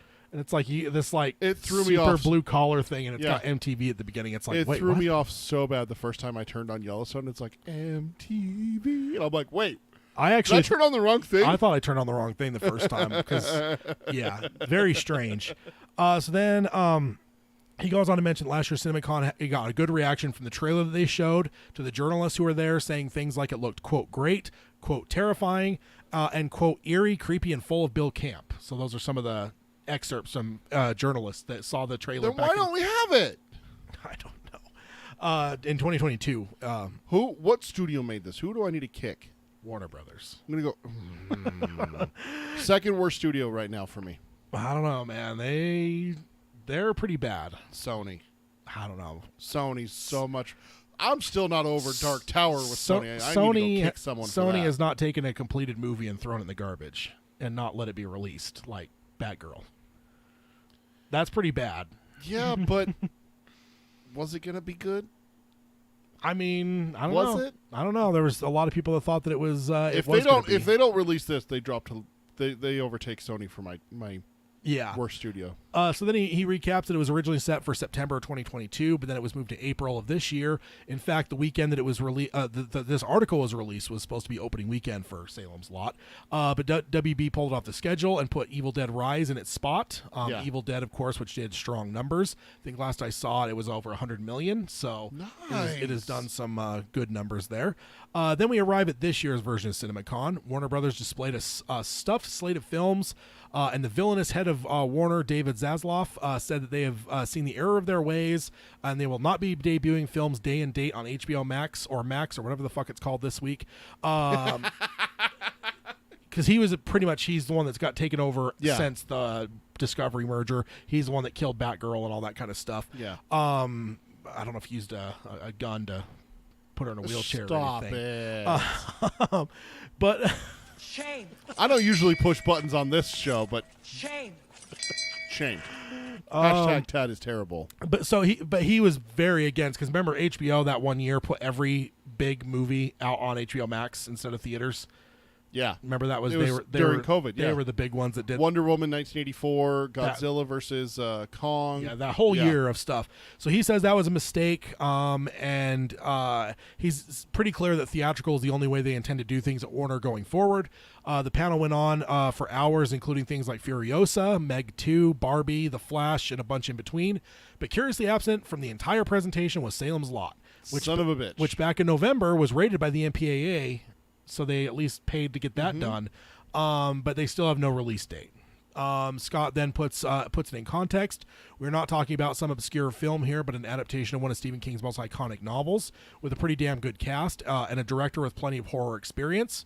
Also at a time that horror is raking in the fucking cash, like across the board. Like horror's killing it right now everywhere. Yeah. So, I mean, look at what Evil Dead just did. yeah, Evil Dead, Smile, Megan, like there's all kinds of movies that are making a shitload of money for fairly cheap movies. So Then we got the Boogeyman. let's see, and then Alan does give some defense. Warner Brothers did do Dr. Sleep. Yeah, but they did it dirty and didn't market it right, and so it failed. That's on them. Yeah, I don't know. Flanagan doesn't do marketing. Flanagan made a fantastic movie, by the way. I love Dr. did. Sleep. I'm not bad-mouthing Dr. Sleep itself. All hail Mike Flanagan. All hell Mike Flanagan. He is my Dark Tower god. Yes. So then Scott asks the obvious question, what the fuck is going on here? He speculates that it may not get a theatrical release at all, because if it were slated for September or October this year, a year later than originally planned, it would certainly have been shown off at CinemaCon. He does grant perhaps it was held from this presentation to avoid the awkward, embarrassing aspect that they'd be showing off the same trailer 1 year apart. Yeah, at what two are they different going CinemaCons. to show? Something new? So, like, that's maybe an excuse as to why they didn't show it 2 years, because they didn't want to do it 2 years in a row, especially because they may not have another trailer to show. So their options may have been only showing the exact same trailer as last year. So And maybe that would that's have been pretty lame. They would have been like, they showed us the trailer they showed us The last year. This same is one. stupid, and they would have got called out for it. So I Yeah. get it. He also speculates that sending it to Max come spooky season could be an option as well, even though Zaslav did say that is not what Warner Brothers intends to do in the future.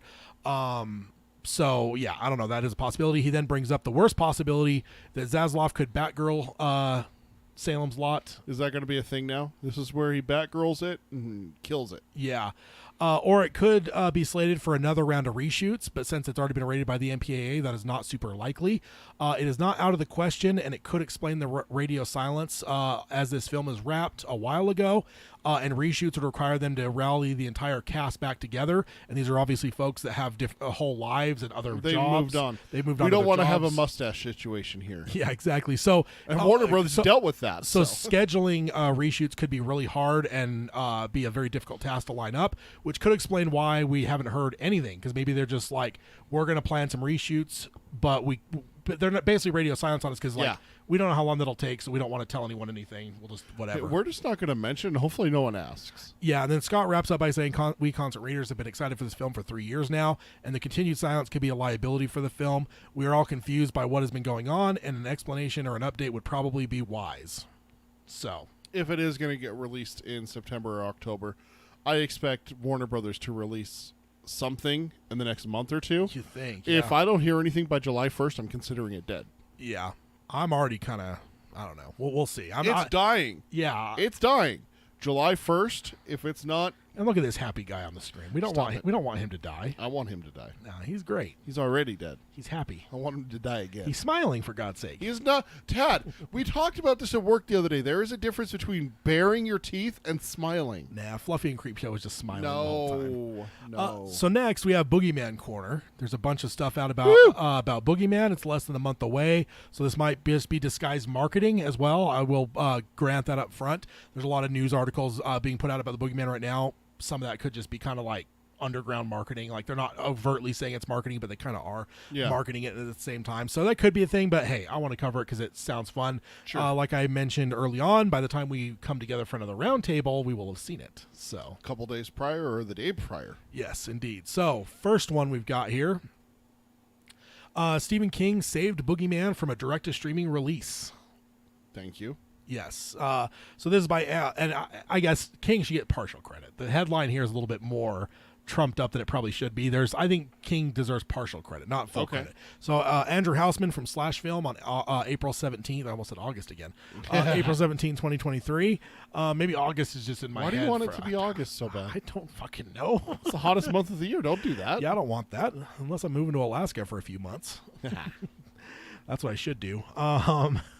Summer in Alaska, winter in Utah. And then Alan says, "You, LOL, baring teeth and holding your prop teeth." Yeah, no. Oh, I hope one day I can buy like a 1-to-1 scale Fluffy, just a full size. You will never see me again. Ever. Now, if you were saying I'll buy a 1-to-1 size Fluffy so we can go out and shoot it, then I'm there. I would not want to harm that poor creature. Stop it. He's a friendly guy. No. So then this article starts off. I'm recapping here. We've talked about the basics of this story already. The film was planned to go straight to streaming, but after Smile moved up from streaming to theaters and made huge money, and has actually launched a franchise now because a sequel is on the way. Hollywood, of course, the land of copycats, is looking to replicate this move. So the article does a recap that King is usually pretty honest on his thoughts on movies, loving some, hating others. Also mentioning that his support is credited with also getting Evil Dead a distributor back in the day. Evil Dead was filmed. They couldn't get a distributor. King said some nice things about it, and they got a distributor. So King has often helped out filmmakers. He's a wizard. Yes. It recaps that Boogeyman was in pre-production before Disney bought Fox in 2019 with the script behind the guys behind The Quiet Place, but that was then canceled, and it only came back from the dead in 2021 when Rob Savage came aboard to direct a new version of the script written by someone else. So there's actually been some back and forth on this. I don't know if we covered it in 2019. I think the first time we probably talked about it was when Rob Savage came aboard. So there apparently was more backstory on that. I'm not saying no, we didn't. I'm just saying I don't remember. I don't think we did. I don't think if we did, we don't remember. Yeah. Yeah. So when they screened it for King, Savage did not go because he was terrified that he was going to do a Shining and that King would absolutely hate it. So they went and rented out the theater up in Maine. Yep. Had King come out and see it, and Rob Savage is terrified, so he didn't go and watch it with him. Could you? If you made a Stephen King adaptation, could you sit in the theater watching him watch it? I would think I would. I couldn't. I think I would. I couldn't. I'm with him. I couldn't. Yeah, so they screened it for him. But then he was worried he was going to hate it, but the opposite happened. King loved it. Savage said he got an email from King the next day, and he said that he was still thinking about it the next morning. He then said that King then started to talk to the studio and push because he saw obviously in a theater, rented out theater, and basically said that he could not imagine people watching this movie on a tablet. So, yes, so that's kind of he said some things, whatever. But then basically it's a half hat and half. between Smile and that whole thing, flipping from what was supposed to be a streaming thing to put it out in theaters, made a shitload of money, and now it's going to be a franchise. And then King saying, hey, you should put this out in theaters. The studio changed their mind, and it jumped from streaming to theatrical, and that's what brought us to where we are now, where The Boogeyman is coming to cinemas on June 2nd, 2023. So kind of a cool story. I would definitely want to. I mean, it's an honor to meet the man too. But I mean, you get to talk to him after he watched the movie, but I don't know if I I'd be would. watching him. Like, do you make him jump? Is he like? I don't know if I would. If I could. Also, he might hate that you're watching him. Yeah, so. he has to imagine though, because we've talked about a number of King screenings. I think Flanagan's told stories of like whatever sitting with him. Yeah, so absolutely. it's like, and I wouldn't like to be sitting next to him. I'd be like a few rows back. You know? Oh, from behind you watch him. Just watch, Yeah. see. Yeah, no, yeah, I wouldn't be like next to him, just going That's what I picture. Like, is like the Pedro Pascal. that's what I picture. Is I'm King watching the movie, and I'm just like. Like the Pedro Pascal meme Yes. from the Nicolas Cage movie. Yeah. Cody asks in the chat, has anyone ever seen the Dollar Baby of this? He says, I watched it during the Dollar Baby Festival. No, we were recording when that festival happened. Yeah. So we unfortunately missed it. So we got next up for the Boogeyman is an interesting one. So it is Rob Savage is saying that his Stephen King film Boogeyman is scarier than Host. And then Which also, is a lot of people are saying is like the scariest movie recently. it also has an image with it that's an exclusive image. So this is by Ben Travis from Empire on April 11th, 2023. So I want to preface this by saying that at the tail end of last decade, a college started to use heart monitors and other assorted things to basically, and then have folks watch horror movies to find scientifically, as scientific as that can be, what is the scariest movie of all time. The winner ended up being Sinister, that actually got eclipsed very recently in the last couple years by the movie Host. Host is a pandemic film entirely filmed through Zoom. It is a group of friends coming together on a Zoom call to do a seance, and they have a person there to guide them through it. So I need to watch it still. Oh, you haven't watched it? No, We should get together and watch it. Yeah. Apparently Hayden watched it, which kind of bummed me out. Oh, no. Because I think I was telling him too. I wanted to do like watch Sinister and then that back to back. Okay. That would be fun. But I do need to watch it. It's on. I think it's on Shudder. So as well as Creepshow, 3 seasons of Creepshow on Shudder as well. So this article recaps that the British filmmaker Rob Savage has exploded on the horror scene and has made a considerable name for himself, first with Host and then with the controversial Dashcam. Now he has taken some steps into a much larger world, into the world of Stephen King with the movie The Boogeyman. It says... you're wrong to think that his move to Hollywood will soften his style. And then it has a couple of quotes from Savage, which I think are very interesting things to have in context as we move into the movie here in about less than a month. Quote, you got to try to make a classic movie, he tells Empire. That's basically what his aim was with Boogeyman. And I think that this is the scariest movie that I've ever made. I think it's scarier than Host. So... Again, since right now Host is being called the scariest movie of all time according to science, that's a bold claim. And then he says, I've been at some stuffy industry parties and everyone's been asking me, what have you been up to? And I say, I just made The Boogeyman, and you can see the look of disappointment in their eyes. There's something about reclaiming that title and making a movie that could be considered a definitive take on the character, to take what could be a relatively stupid title and make it an absolutely terrifying, iconic movie out of it. Because, ultimately, I thought the same thing when it was first. I was like, The Boogeyman? Like, really? Like, I know it's a King story, but I don't know. It's The Boogeyman. It just feels very, like, Yeah. I don't know. Very 6-year-old scary. Yeah, just The Boogeyman. Yeah. So I'm glad he's trying to kind of reclaim that or whatever. Then the last quote from this article, he comes to visit a therapist and spins a story of a creature that's been lurking in the darkness of his home and preying on his kids, Savage explains. And with Lester's appearance, this creature seems to infect the household of the therapist, including his 2 children. They're still grieving the loss of their mother and is a prime target for the creature, which seems to feed on human misery and discord and lives in the shadows of your subconscious. So. Yuck. So it'd be fluffy for me. That sounds fun there, and very outsidery. Feeding off the misery of others there. So, and then the last one that we have text for, because we also have some posters as well. This one is Rob Savage had to add moments into The Boogeyman for audience to recover. Quote, they scream so loud, exclusive. So that's the name of this article here. That I heard about. This is also Ben Travis from Empire. This is on April 12th, 2023, so the next day. The article starts out by saying that the ideal reaction to making a horror movie is the audience screaming and likely maybe some nervous laughter or even murmuring after a scare. Because that was scary. Yeah, people, that always happens. And with Rob Savage and the Boogeyman, that's exactly what he got, so much so that he had to make some tweaks to the film. He then goes on to say that his scare proved to be too effective, which is a very interesting thing to say.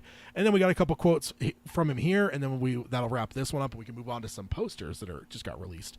The first time you see the creature, the audience screamed so loud and then immediately started talking with their neighbors and chattering that they completely missed the next lines. He laughed. So we had to recut it and build in 45 seconds of padding just so they didn't miss any vital information. Damn. So this is the Marvel thing. I mean, there's been some people who have called it out where it's like, after some especially funny lines or whatever, like, that you don't notice it in theaters because everyone's laughing, but when you like watch it at home on Disney Plus or something, you kind of notice like, oh god, there's like a little bit of a couple beats there, because they're leaving room for the laughter, which you got to do, right? So they learned that after Avengers. Yeah, Puny God. Yeah, that line got totally missed early on. But yeah, so interesting that they had to do the same thing here. There was some vital information that was being missed because people were screaming and then chattering amongst themselves. He says, I'm a huge jump scare guy, he says. That's the most gratifying part, when you see that play with the audience and you can feel them take the bait and then you feel the jump land. Yeah. So, and I know there's a bunch of people, oh, jump scares can be cheap, but they can also be extremely earned. Yeah. And I have some hope that he's probably doing it the right way. Can't wait to see. And the last quote here, I was worried I'd become a horror story of compromise, but every frame of this movie is the movie I wanted to make, he enthused. Ooh, so yes. That's very good to hear too, because we obviously have known a lot over the years that studios and other people got involved and whatever. But that's why Sony's at the bottom of my list. Hey, I'm not going to argue that Sony's good at all. I mean, I still refuse to watch any of their Spider-Man stuff that isn't MCU related. Are they releasing a new one? What? Craven the Hunter? Yeah. That's by Sony? Mm-hmm. Yeah. Yeah, and I'm me, I try not to be too negative, but I haven't seen any of the Venom movies. I've always hated that character anyway. I did watch the Into the Spider-Verse though. That I guess that's not MCU. So that's the one thing the exception that proves the rule. Got a second one of that coming out next month too. Yeah, exactly. Damn, so many movies. So 4 new posters for the Boogeyman. I'll put up 2 on the screen first here for a second. And there was also a second trailer. I have not watched it. Me either. I don't know if I want to. I don't know if I want to either. I just want to go in and watch the movie here. But now let's see. I don't know if I changed something on the settings. There is a longer delay. Than there was last time. I think I was playing with some stuff because I felt like the quality of the video on this one's a little bit less than what we have on the other show. There it goes. So yeah, I think maybe in changing some of that, it probably increased the delay a little bit. Oh, that is not a happy image. Either one of them. Sure it is. No. Oh, the hand! Oh, I didn't see the hand of the little girl's poster. Under the bed? Yeah. Isn't that great? No. Glowing and eyes. And the eyes. Which one's worse? Under the bed or the closet? The bed. Yeah? Yeah. I think the closet one terrifies me. I never had a closet like that. I've never had to deal with that, really, so. Yeah, and then we got... I have the sliding door closets, The I Michael never had Myers like closets? I never had. Oh no, you're talking like the solid ones. Yeah, not like the lattice. No, ones I have the lattice one now. That's what I have now. That Michael pops through. Yeah, I guess I had one when I was a kid, but it was always so full of shit that I'd know if there was something in there. My mom would tell me to clean my room, and I'd just shove it in the closet. Yeah, that's the classic move. It's right? the classic move. Yeah. So then she would always look under my bed. Yeah, Alan says closet. I just think there's something scary. Oh God! And also the newer Halloween movie played into that too. With the little black kid, it's like, can you close my closet? Yeah, and it won't close, and then open it. Michael standing in there, like just incredible. One of my favorite scenes. So yeah, then that's terrifying. Then 2 more there. Yeah, that's terrifying. Doesn't that look great? Good marketing. How tall is that thing? I don't know. Or is it like latched to the ceiling? I don't know. Yeah, it's upside down looking at her. It's spidering on the ceiling. Can't wait. So that is what we have for the Boogeyman. Let's see. Then we got odds and ends. So yeah, now that's through the Boogeyman stuff. Cool. So yeah, odds and ends. First of all, Scream Factory is which they're a famous one that does remasters of discs and puts out cool ones with cool packaging and stuff. Oh, okay. They're doing a creep show 4K remaster. So I hate it already. I mean, how can you hate it, sir? It's a fun movie with Fluffy and No. the Stephen King No. mossy guy, especially now in light of The Last of Us. You stop. Stop it. Yeah, so this is coming out June 27th if you are a physical collector. Probably a good... Look at that fluffy freaking...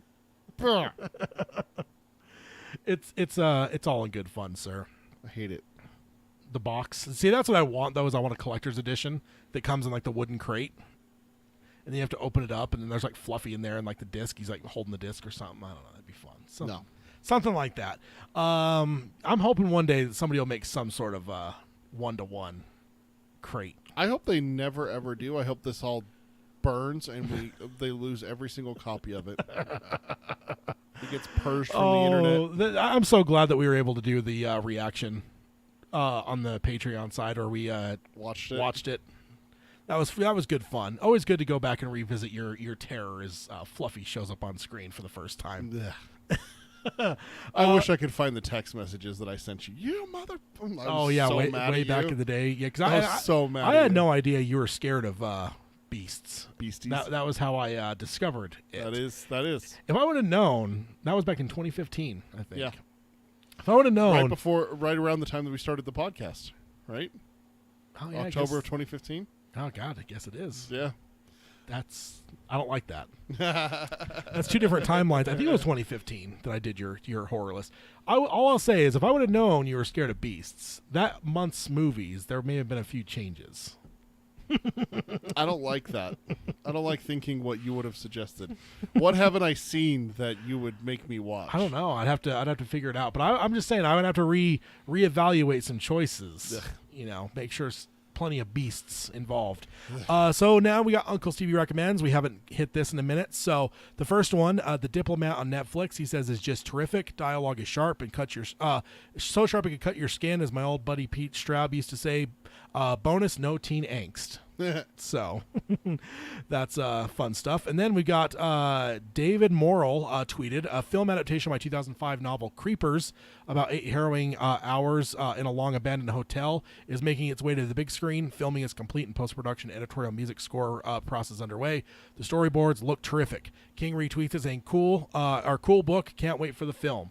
So, yeah. A double recommendation. Yeah, well, it's the author just saying, like, hey, the movie's finally getting made and stuff, and then King saying it was a good book. So, yeah, and then he's excited for the movie. So, excited for the movie and go read the book. Yeah, indeed. It's a double recommendation by Uncle Stevie. And then we have Uncle Stevie saying, while I'm busy promoting How About Evil Dead Rise, it's gruesome, it's bloody, it's even got an elevator vomiting blood, not to mention chainsaw foo. Yeah. That was fun. I will say there's a huge miss from Mr. King here. The cheese grater. You got to mention the cheese grater. You got to mention the cheese grater. Stop. It's not even the worst part of the movie. No, there was nothing bad about the movie, sir. It was wonderful from beginning to end. It was wonderful. Like for people who get grossed out by violence, that was not even the worst. It was pretty bad. No. It should have gone further though. That's all I'm saying. You wanted multiple. Yeah, I wanted it to go a little bit longer than it did. And then the last one from Mr. King here, Bear Brook, seasons 1 and 2, the best true crime podcast I've ever heard. Brilliant, involving, and hypnotic. So, just gonna go. Hang on 1 sec. Go get that. Shit, where do I do podcasts again? I was about to say, yeah, you don't dive into the podcasts as heavily. I'm actually going to talk about that on Geekery Abides today. I don't know when the last time I listened to a podcast was. Yeah. I listen to some here and there. I just bounce around. It's like audiobooks, podcasts, or music. I just juggle between the three things there. Yeah, no, that's subscribe. Bear Brook. All right, here we go. 22 episodes. I'm game. Yeah, he says seasons 1 and 2. I've never been podcast 2 seasons? Yeah. What season are we on? I don't fucking God, what season are we on? I gotta know. There was no podcast seasons back when we started, but I think it was Serial. I think it was the first one that really did the season thing. And then Cody says, I just flipped over to mark that podcast. So, yeah, I mean, I haven't, season 19. I don't know. I mean, I guess it depends on how you were counting it. Like if you just said, I mean, because some of them, they don't actually go like all year like we do. So they'll just like go like kind of like TV shows. They'll like release a season, then they'll have a break or whatever. We're going to start doing seasons and take the summer off so we can just stop moving stuff. Oh, man. Anything? What about reading wise? Anything else? I finished Rose Matter. Yeah, what'd you think of that? Did I talk about that on the last show? Or I think we talked about it on Patreon. I don't think I finished it. Did I just talk about it on Patreon? It was really good. I liked it a lot. Yeah. That was I domestic abuse. Yeah, domestic abuse. And she's relieving the husband. She leaves the husband. He's a cop, so she has to be like extra careful when she runs away. Mm-hmm. And he tries to find her. It's like you said. We did talk about it on the Patreon. Like you said in the Patreon, it's Bev and her husband situation, but in a standalone novel. You know, I always forget he comes back around in It. Yeah, I don't know why. It just never sticks in my mind. He's the one that brings Stuttering Bill's wife down into the sewers. Yeah, I don't know why. Every time I read, because I guess I don't read it as often as you do, but I always forget that aspect. So when he actually shows up in Derry, I'm always just like, what the fuck? Like, oh yeah, yeah, son of a bitch. This fucking guy gets here. I forgot about that. But I need to read it. I do. Yeah, I need to circle back to. I've basically been hitting podcasts a lot recently, so I haven't. I bought Sleeping Beauties, but I haven't really got that far into it. So what you did with Sleeping Beauties, where you listened to like 5 minutes, I did that with. Did you ever hit? Shit, what's it called? You ever hit that though, where you're just like, and it happens to me with podcasts too. I'll be like, oh yeah, I start a podcast. Like, wait a minute, no, it's time to change over to audiobooks, and I just jump over. So. Yeah, I need to jump back into Sleeping Beauties though, because I am since we're since we're in May, that means I've got precious little time to get 2 new books in before my reread of The Stand here in June. Oh, you and your code. As we go to Randyland, I'm already like starting to feel the pull a little bit. About a month away, but I'm just you got a little tickle in your throat or something. Yeah, I'm just starting to feel it, man. Like I'm starting to think about just random characters, just random moments and stuff keep coming to mind. I'm just, that's what happens, you keep right? Referencing Bobby Terry. Every fucking time I get it wrong. I got it wrong at work the other day. Yeah.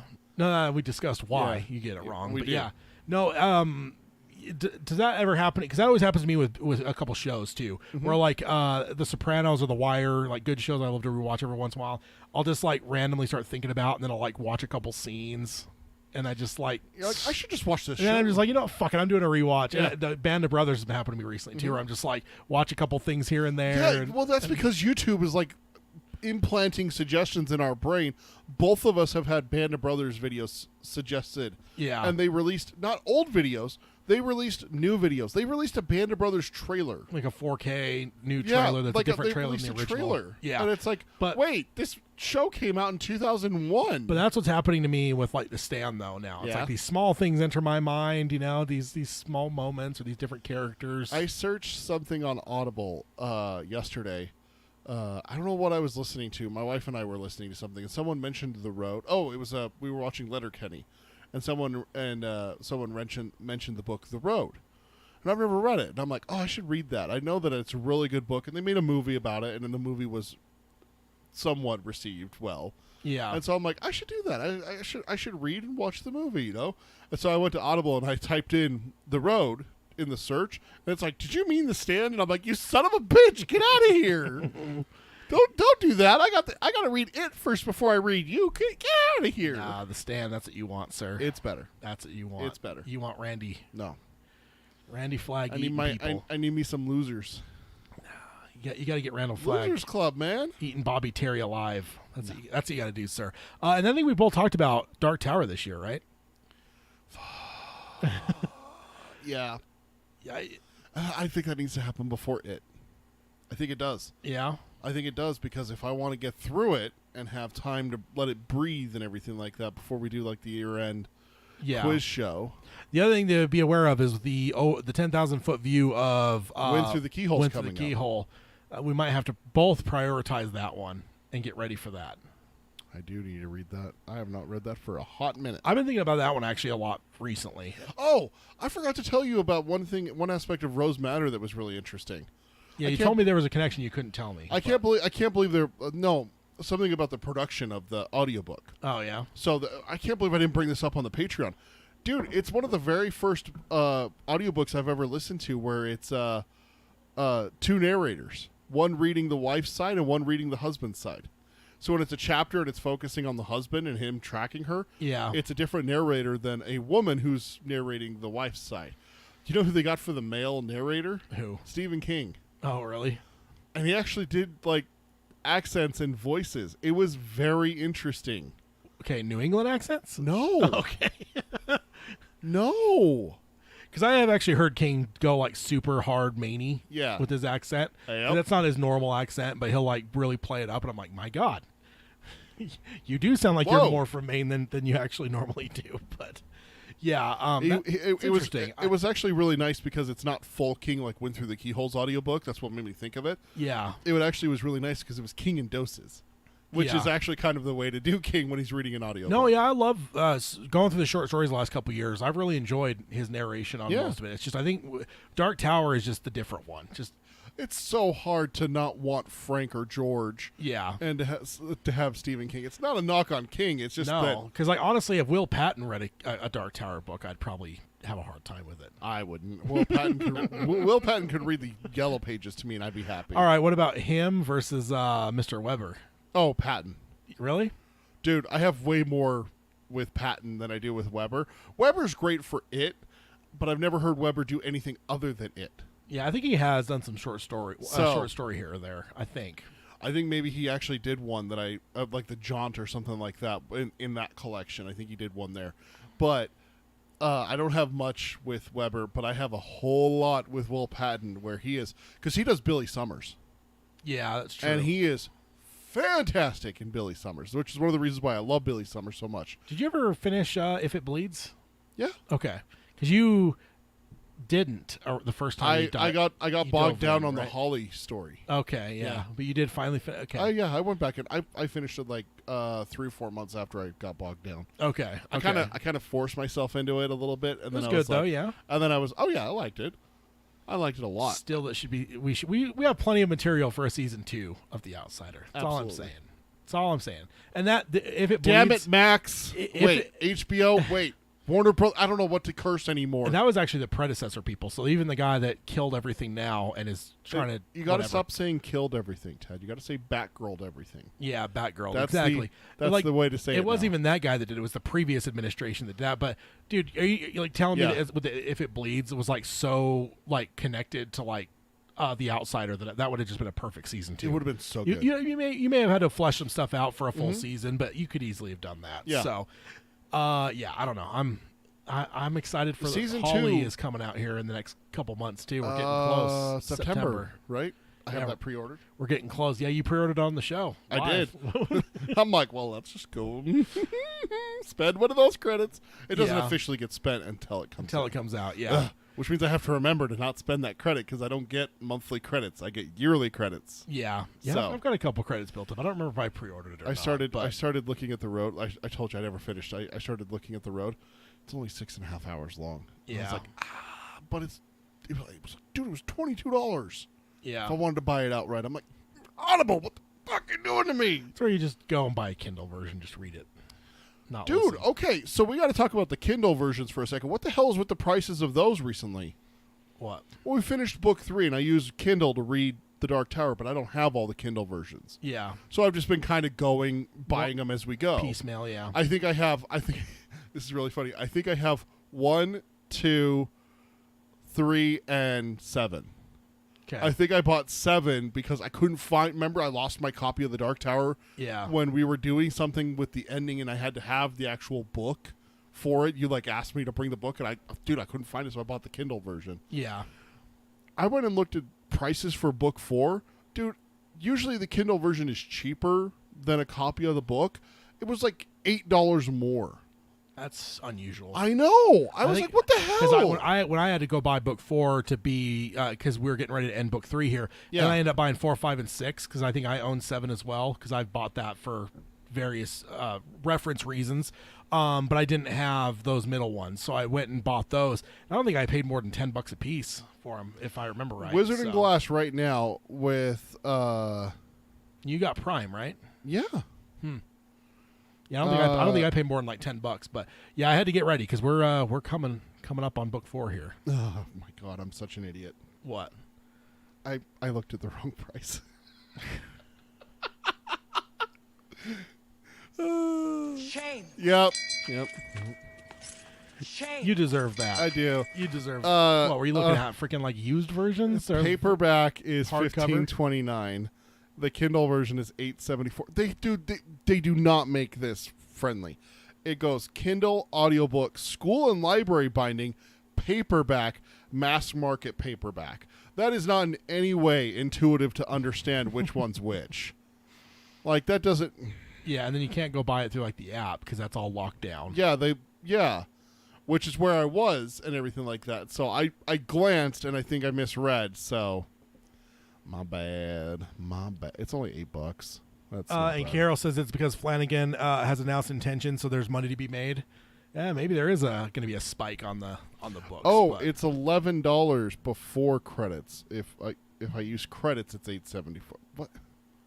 Huh? I don't know. I don't know what credits are, but yeah. No, I ended up buying. What are we in Star Wars? What the hell is this shit? I ended up Kindle. buying all of the ones I needed left to carry me through because I like having them too. Because dude, when we're having discussions at times, it is so nice to be able to pull up a Kindle version and just search something. Yes. Because there's just like, oh, the Manny. Like if we were debating something on the Manny, I Yeah. could just search out and find Yeah. like whatever.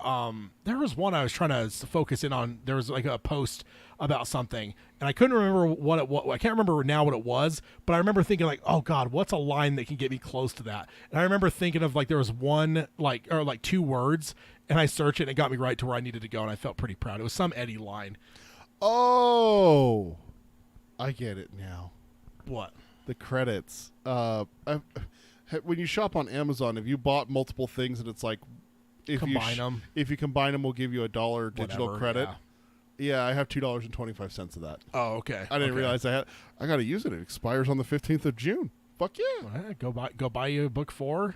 Yeah. Maybe book 5 if you need it still. Book 4, 5, and 6 is what I need. Oh, That's what I needed too. I have went through the Q-hole on Audible. That's how I'm going to listen to it. So, yeah. Interesting enough, I clicked here on Wizard and Glass and it says, the 4th volume in the brilliant Dark Tower series is, quote, splendidly tense, ...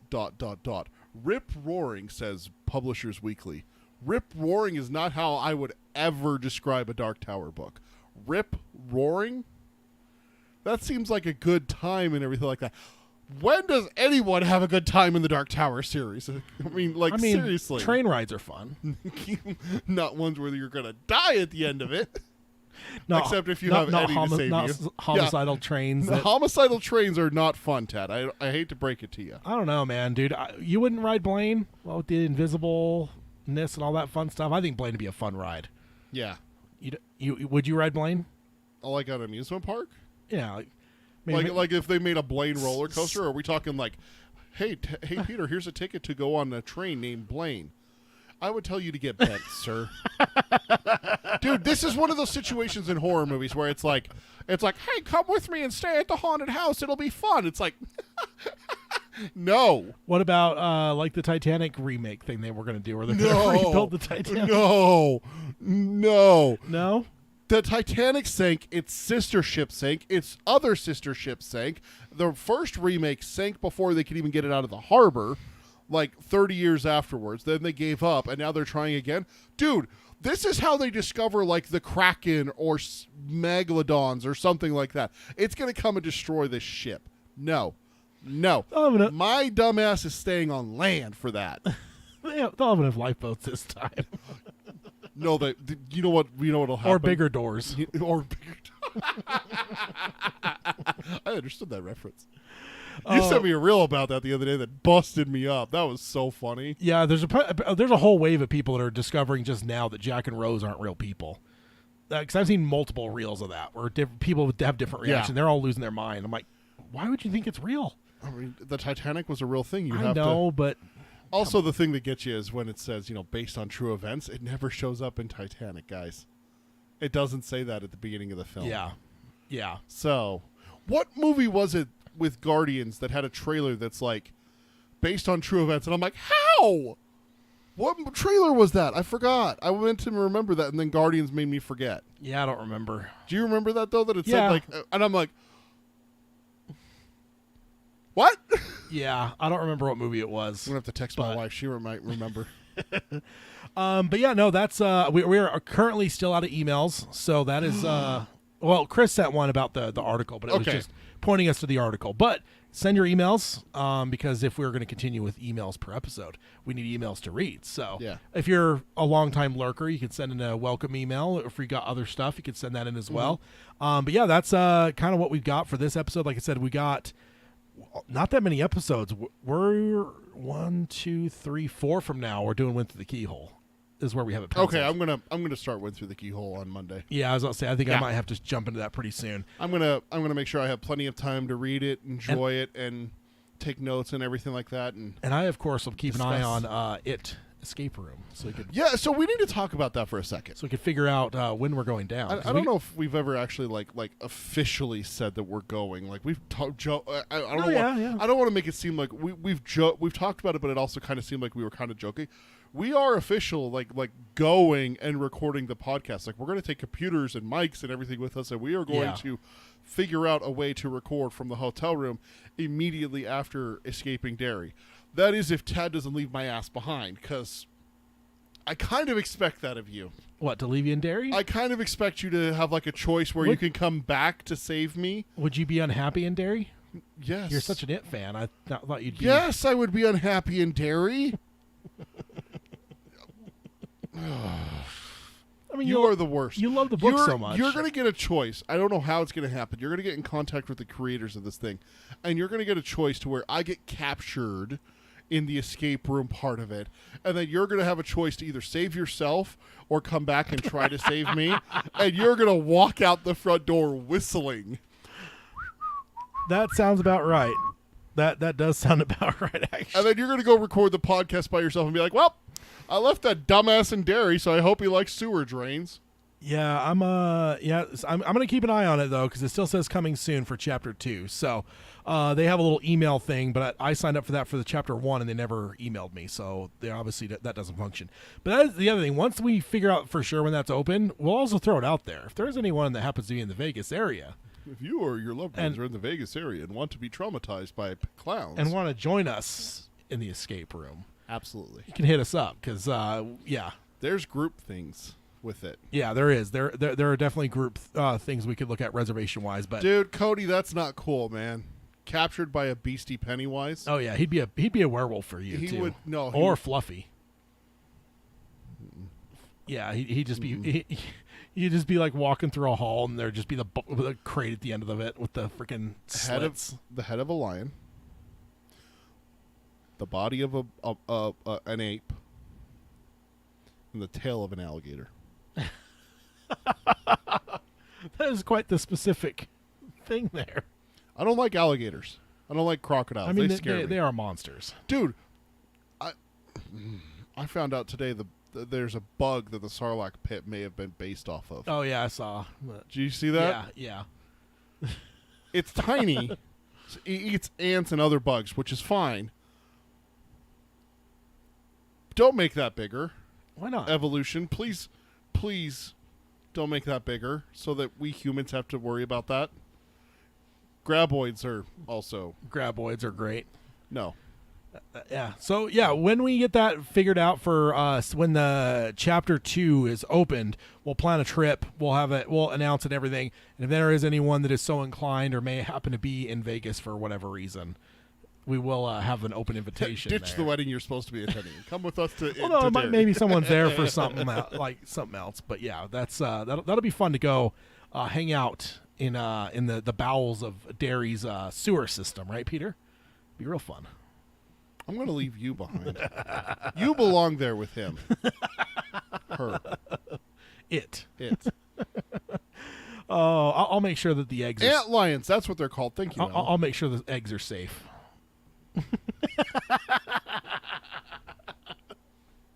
I can't leave you behind. I can't trust you. find a way to like raise it even more evil than Pennywise could. Yes, I just called Tad worse than Pennywise. Oh man, but yeah, so that pretty much wraps us here. For this episode, but we'll be back in a fortnight for the kickoff for Wizard and Glass, which I can't tell you how excited I am. Your favorite book? I do still need to dive in and figure out kind of what because there is an argument, but I don't know if we really have to go through the argument portion. But if there's any other intro to it, we might have to look at that, about potentially hitting that before diving in. I do know there's also a replay of that very tail end that we just covered, which we'll skip that as well. But yeah, we're going to be diving right in. And I wonder if our most beloved Dark Tower moment will be happening this year. The showdown at the Traveler's Rest. Oh. Dude, both of the moments for greatest moment was in this book. Eddie versus Blaine was the runner-up, wasn't it? No, didn't that lose earlier than we thought? Let me see. Do you have that handy? Let's see. There we go. I've got it here. Let me go ahead and I can hide us off the screen real quick. And then transition it. Where can you see it? I can't. No, it takes 15 seconds for it to get to my screen. Okay, let me see if I can zoom in on this. I'm kind of blanking. That was too. No, it was opening line. Oh, opening line. Yeah. Eddie kills Blaine, lost to the opening line in the second round. Yeah. So, okay. Very surprising. But no, the Showdown of the Traveler's Rest did win, and we did talk about that there is a chance that we could actually reach that moment this year. Not a certainty, but there's a possibility. It is pretty early on in book 4, so. Yeah, it is early on, so let's go ahead and hit the outro stuff real quick. If you guys want to subscribe to us, you can do that on any podcasting service of your choice. You can stream us on Spotify, Stitcher, Amazon Music, Audible, Google. YouTube Music now has podcasts, and I have just Google Podcasts. I have flipped the switch to where all of our stuff is registered as podcast now, so we should show up on YouTube Music. I know our Geekery Abide stuff was showing up there, but the Dark Tower Palaver was not. I think I should have fixed that now, so you should be able to find that if that is your delivery service of choice. Yeah. If you want to join us for the live streams, as everyone, we had a lot of people here today. I don't even name. Oh, looks like Alan, Cody, Baraki showed up here toward the end as well. Zach was here. Spencer. Yeah. Peter. Who's that guy? Kick him out. Mark. There's. Mark. We had a whole bunch of people here today. So if you want to join, such as everyone here did, you can do that. Find us over here at youtube.com/DarkTowerPalaver. Subscribe. Go ahead and subscribe, and ring the bell for notifications.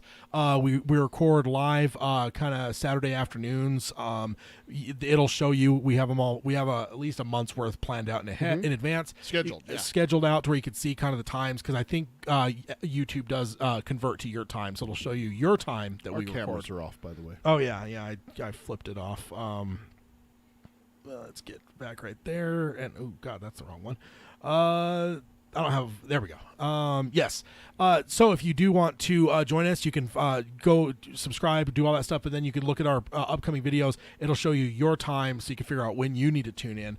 But we are here live every fortnight, and we will be live streaming if you want to join us. You can find the show notes at darkttowerpalaver.com. I'll have links to all the articles we covered today, as well as the Reddit post that was a big part of the discussion here with the Calvin Tower discussion. And then if you want to support the show, you can do that at Patreon at patreon.com/darktowerpalaver. Then if you want to contact us, Peter can let you know how to do that, including our empty mailbag currently. Empty mailbag needs to have something put in it. It's email us, darktowerpalaver@gmail.com, or at our new email, show@darktowerpalaver.com. Check out our Twitter. It's at darktowerpod. That's at darktowerpod. And then our Facebook is facebook.com/darktowerpalaver. Our Instagram is Dark Tower Palaver, all one word. And check out our merchandise at tpublic.com/users/darktowerpalaver. Oh, and I am somewhat making fun of you in the chat there, sir. Oh, you're such a jerk. Baraki said, sorry, I needed to set an alarm for this. I said a little behind the scenes that Peter almost needed to set an alarm last time. I did. I walked in like 2 minutes before we started. I forgot we moved up to 2. I was sitting at home, and I'm like, 3 o'clock. I got an hour or That's the problem is we've been doing it for 3 for so many years now. Yeah. To change it to 2 is that's been tough to adjust to. Okay, one little story before we go. I was sitting there today playing on my computer, and my wife's sitting on the couch, and I turned to her, and I go, I got to remember. And she goes, what? And I did this. And I went, 2 o'clock. My show starts at 2 o'clock, not 3. 2 o'clock. You should like set an alarm at like 1, whatever time you need to start getting ready. Because I used to have an alarm for that for the 3, and it still actually goes off. My phone's on silent, so we don't hear it. But every episode we've done since we changed times, I'll get an alert. My phone will light up and say, Dark Tower Palaver starting in 5 minutes. I'm like, no, it's already started. It's already We've been started. going for a while now. Nice try. But then also I'll throw in the chat, if you guys want to join us for Geekery Abides, we'll be starting that in about 15 minutes. There's the link for that. We're talking Guardians of the Galaxy Volume 3, so if you haven't seen it, wait. Yeah, we'll have a little bit of up front that's Talking not about spoiler. the previous Guardians, yeah. But then we'll dive into it. Yeah. But if you want to join us, you can. If not, that's cool. We'll be back in a fortnight for Wizard and Glass Part 1. Uno. So we had 25 for the last book. I'm guessing we'll probably hit 30. It would be my rough guess, just looking at word counts. So it's going to be a long road here, but we are about to dive in. We'll start the journey with Rhea and Susan. No. Once we dive into the actual story, and then end with the Charyu tree, of course. No, that's not where we start. We start with my boy killing that dumb train. No, where we really start though is in the story where good old Rhea, the most hated character in the series, makes her debut in the story. That's not where we're starting. And spoiler wise, the fact that we never get resolution on her, and as far as we know, she's still wandering midworld. We know that Roland runs into her later. We did get a reference to that. But we have no confirmation he killed her. We would assume he did. I want that to be the next thing King Imagine- writes about Dark Tower. Imagine Mrs. Carmody didn't get her comeuppance. Like, it would just be you torment. see her on the army transport. You never would have watched the movie again. I probably If would have. she- I probably would have found whoever made that decision and punched him in the throat. Oh. I'll take the assault charge. That's unforgivable. All right, so we'll sign off as we always do by saying long days and pleasant nights. Long days and pleasant nights. on folks. Peter's threat of violence there. All right, thank you guys. That was hypothetical for an unreal situation. Threat of violence. It is insane that Rhea does not get that closure of the comeuppance. Like, usually a character that vile, you're going to get some Usually. payback, and like she just doesn't, and that she stands out Yeah. like a freaking sore thumb of just like, hey, I still exist, and it makes you want to. Yeah, she's the Yep. worst. She is the worst. She is. Good old Ermont though. He's a good little fellow there. No. Let's see. Cody says extended Dark Tower read through, made it through Dark Tower 3, then skipped over to the Talisman. Going to be a while till I'm at 4. Extended ones is something I need to do still. I've read most of the books that are involved in those, but as like a one continuous thing, I've never done that. And that would have to be like probably a year's worth of reading would be my guess, because those are pretty extensive, but those are fun. You guys have a good one. We will be back in a fortnight. Long days and pleasant nights. Bye, everyone.